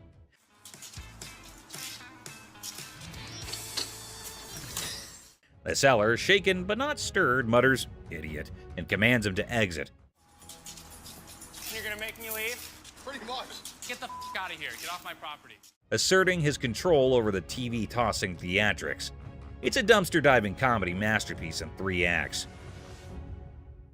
Brain, not brawn. I got a loan on my wife's ring. Yeah? And when I first started coming here, I got a VIP card. I got more on the loan. Now you guys put me to a gold card, and I get nothing out of it. A bald customer, frustrated over a loan on his wife's ring, seeks resolution from the manager over a VIP card upgrade and the perceived lack of benefits. Tensions rise as they discuss the situation. No, the VIP is the gold. They're both one and the same. We offer a promotion at American Jewelry Loan. It's called a Gold Card membership. It gets more money in people's pockets if they want to get a loan and allows you to save money if you want to buy something. The pawn shop employee tries to explain the gold card system's benefits, but the customer remains frustrated. I am hearing you, but you're not listening to me. Tensions rise as the employee insists on the procedure, leading to anger, questioning, and physical comparisons. You think this is funny? I don't think it's funny. I think that there's something wrong when you start hitting your head against the side of the window. Creating an atmosphere of animosity and miscommunication. What are you going to do about it? I'm not going to do anything about it. What are you going to do about it? The customer and employee engage in verbal sparring, escalating tensions. Whatever I have to. You need to get out of my face, bro. Nope, I'm sorry. Let me scoot back. Really? The guard asserts their position, urging the customer to step back. The customer refuses, escalating the confrontation, leaving the atmosphere charged with hostility and unresolved conflict. Hell no. You want some? Whatever you got to bring. Come on. The customer's unwelcome invitation intensifies, leading to an unresolved atmosphere. That's what I thought. The customer's confrontational tone suggests a potential fight, escalating tension and the possibility of a physical altercation. Volkswagen van. Good. I'm Les. John. What the hell is it? This is a 1968 Volkswagen van owned by Dr. Death, Jack Kevorkian. Hold on to your seats. A 1968 Volkswagen van, once owned by Dr. Death, rolls into the pawn shop. Les is on the case, exploring this piece of history. Weirdness level maximum. I have everything documented. How much do you want for this thing? I'm looking to get in the 6 figures. The seller dreams of 6 figures for the van, but reality check. 20 grand? No. 25 grand. Negotiations go from 20 grand to a wild coin flip for 30 grand. Les, you mad genius. Oh my God. My dad's gonna leave everything a chance on a $20,000 coin flip? What are you doing? Seth and Ashley can't believe Les's coin flip antics. He's risking 20 grand just for a chance at 30 grand. The drama unfolds like a high-stakes comedy. Heads. Les, you wild card. The coin flip drama continues, with drum roll and laughter. Heads. Nails it! Thank you. Thank you very much. Yeah. Perfect. Good deal. The van deal is sealed at 20 grand, leaving everyone amused and baffled. What a ride! No question. I proved to my kids I still got it. Les, the coin flipping legend, celebrates his 20 grand win. Laughter echoes as the deal concludes. The van's bizarre journey adds a hilarious chapter to pawn shop history. Ring drama. So what can I help you with today? I got this ring right here. I wanted to get it appraised, see how much it might be worth. Hey, listen up, people. Commodity Wild just happened at the original pawn shop. Imagine this dude who looks like he just rocked out at a concert stepping in, holding a ring that has probably seen more action than a library book. The crazy twist, he's not there to show it like a rock star. He's trying to sell the thing. I also wanted to know how much you guys would give me for it. Like as a pawn, and then I pay it back. Okay, when I give you an appraisal, that's not how much I'm gonna give you in pawn. So he's all proud, telling the pawnbroker how this ring is worth a ton of money, when, out of nowhere, a lady burst in like a storm. What the are you doing? She's on a mission to figure out why her precious ring is about to be someone else's fancy jewelry. Cue the dramatic music, folks. Why'd you take my ring? Well, I wanted to see how much it was worth. Bull. Now, our rock star wannabe is caught red-handed, dealing with an angry lady dead set on getting her shiny thing back. It's like a soap piece crashing into a rock concert, and the pawn shop is the main stage. I just wanted to know how much it was worth, that's all. You're a liar. Why'd you take my ring? I'm sorry. What? Things get intense as the lady slaps the crazy guy not once, but twice. And suddenly, the whole place goes silent. You could hear a leg drop, or in this case, a ring hitting the counter. The other people in the pawn shop are stunned, wondering if they accidentally walked into a live reality TV show. You're a idiot. Can I just have my ring? Well, Yeah, he's it's the one that hers. gave it to me. That's hers. Just give me my ring. Our lady does not waste any time. She grabs the ring back, making it clear her bling is off limits. Right now. The embarrassed and confused rock star lookalike gets pushed out of the pawn shop by the triumphant lady. There you have it, folks, a ridiculous blend, up and a super dramatic autumn at the pawn shop. Turns out the real treasures are not just the bones for trade. Who would have allowed pawn shops could be this amusing? Stay tuned for the coming occasion of pawned out drama. Clown Prince. In a small pawn shop on the corner of Chuckles Street and Guffaw Avenue, things got really funny one day. A guy walked in with so much makeup on his face that he looked like he just stepped out of a play. The shopkeeper, who was used to weird stuff, tried hard not to laugh as the man approached, sporting a rainbow wig that seemed to stay on by magic. I need to sell this earring because my little red Corvette broke down. Oh, no kidding. Absolutely. Wow. The man, looking mischievous, whipped out a fancy earring from his pocket and showed it off with a big dramatic gesture.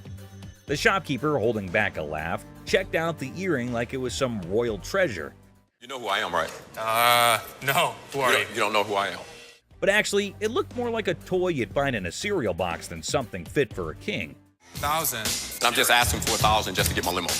No. That's not real. You gonna help me out? Excuse me? That's a real earring, but it's not real diamond. Are you kidding me? Ignoring the fact that the earring was probably fake, the guy started dancing like he was the star of his own circus. Prince, right? Prince, absolutely. Wow. He even gave himself a royal title, calling himself Prince. The shopkeeper, now thoroughly entertained, clapped along as the guy did his goofy dance. With a cheeky smile, Prince claimed the earring was a super precious diamond passed down from his clown ancestors. The shopkeeper played along, giving praise to this pretend royal jewel, while secretly thinking it would make a great prop in a comedy act. As the funny business came to an end, Prince, not ready to leave without a big finish, spun back to the counter and started another round of funny moves. The shopkeeper and his assistant struggled to hold in their laughter, tears rolling down their faces as the wacky Prince danced out the floor, leaving behind a funny feeling that stuck around even after the rainbow wig was out of sight. Boss's TV fiasco. Hey everyone, gather around, because something straight out of a funny TV show just happened at the local electronics store. Imagine this. The big boss barges in like a storm on way too much coffee. Didn't I tell you guys to restock the TV shelf? Didn't you see I was just with a crazy customer? Yelling about wanting to grab some TVs. I mean, who does not suddenly crave a TV spree, right? Now, the poor workers are stuck between a rock and a high-tech place and cannot take the boss seriously. I mean, who could? It's like the boss watched too many action movies and thought today was the day to be an action hero with innocent flat screens. I gave you a job to do and you didn't do it? Dad, you told us we were like little kids. How does a baby know how to do inventory? But stay, there's a twist. The main character, the boss, realizes things are serious and decides he needs backup. So, what does he do? Grabs his assistant like they're partners in a buddy cop movie. Hey, you know what? The hell with it. I'm gonna do it myself. Bobby J, do me a favor. We need to go pull some TVs. To help with this crazy TV mission. Because obviously snagging TVs is a job for a dynamic brace. Ash, Seth, right now. Right now. What? Right now. Let's just went down. What? Let's went down. But wait, there's more sitcom gold. Out of nowhere, another assistant rushes over to the boss's kids looking really upset. Why? Just went down. What? Let's went down. Dad, you alright? Well, turns out the master is now on the floor. Yep, the guy who was on a TV conquest is now chilling on the cold floor of the electronics aisle. Well, we have an emergency here. What happened? Did he say something hurt? No, he didn't say anything. We're pulling TVs. They call emergency services because apparently this is not just a shopping spree. It's a full-blown crisis.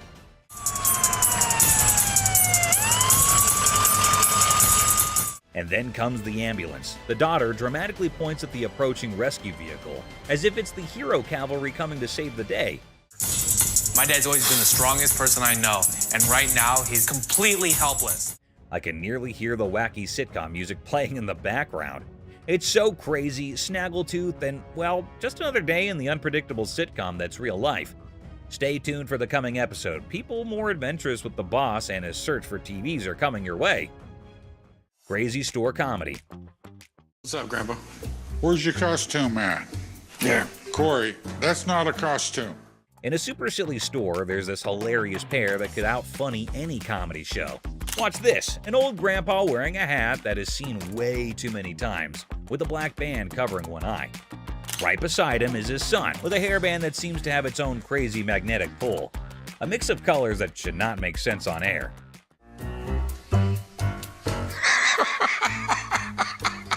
What? So, a regular customer walks in thinking they're just here for a normal shopping trip. Little did they know, a comedy explosion was about to happen.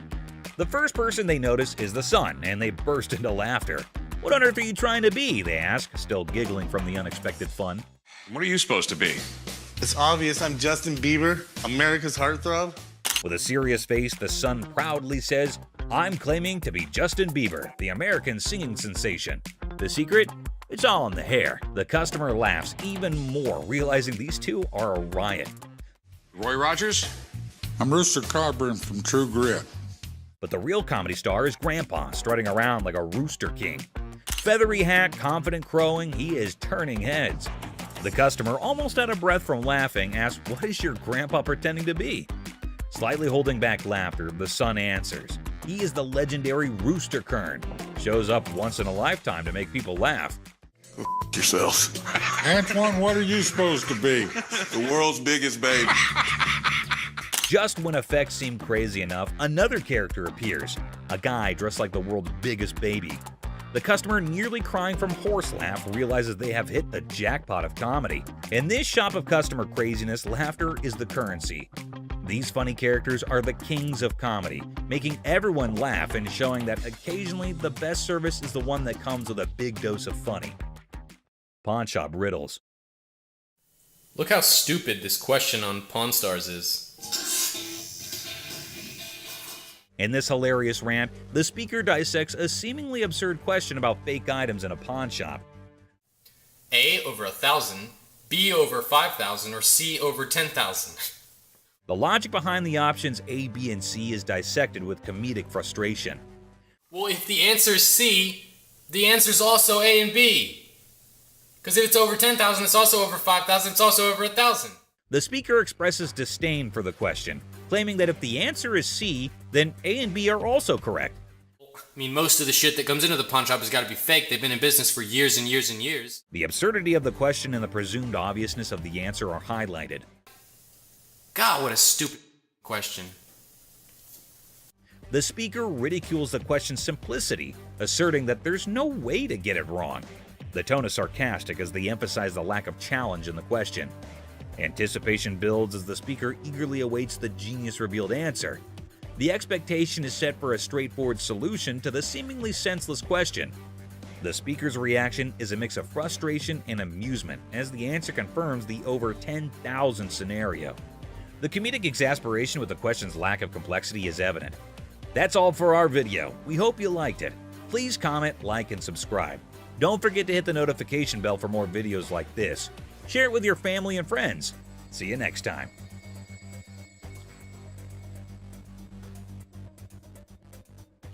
I mean, most of the shit that comes into the pawn shop has got to be fake. They've been in business for years and years and years.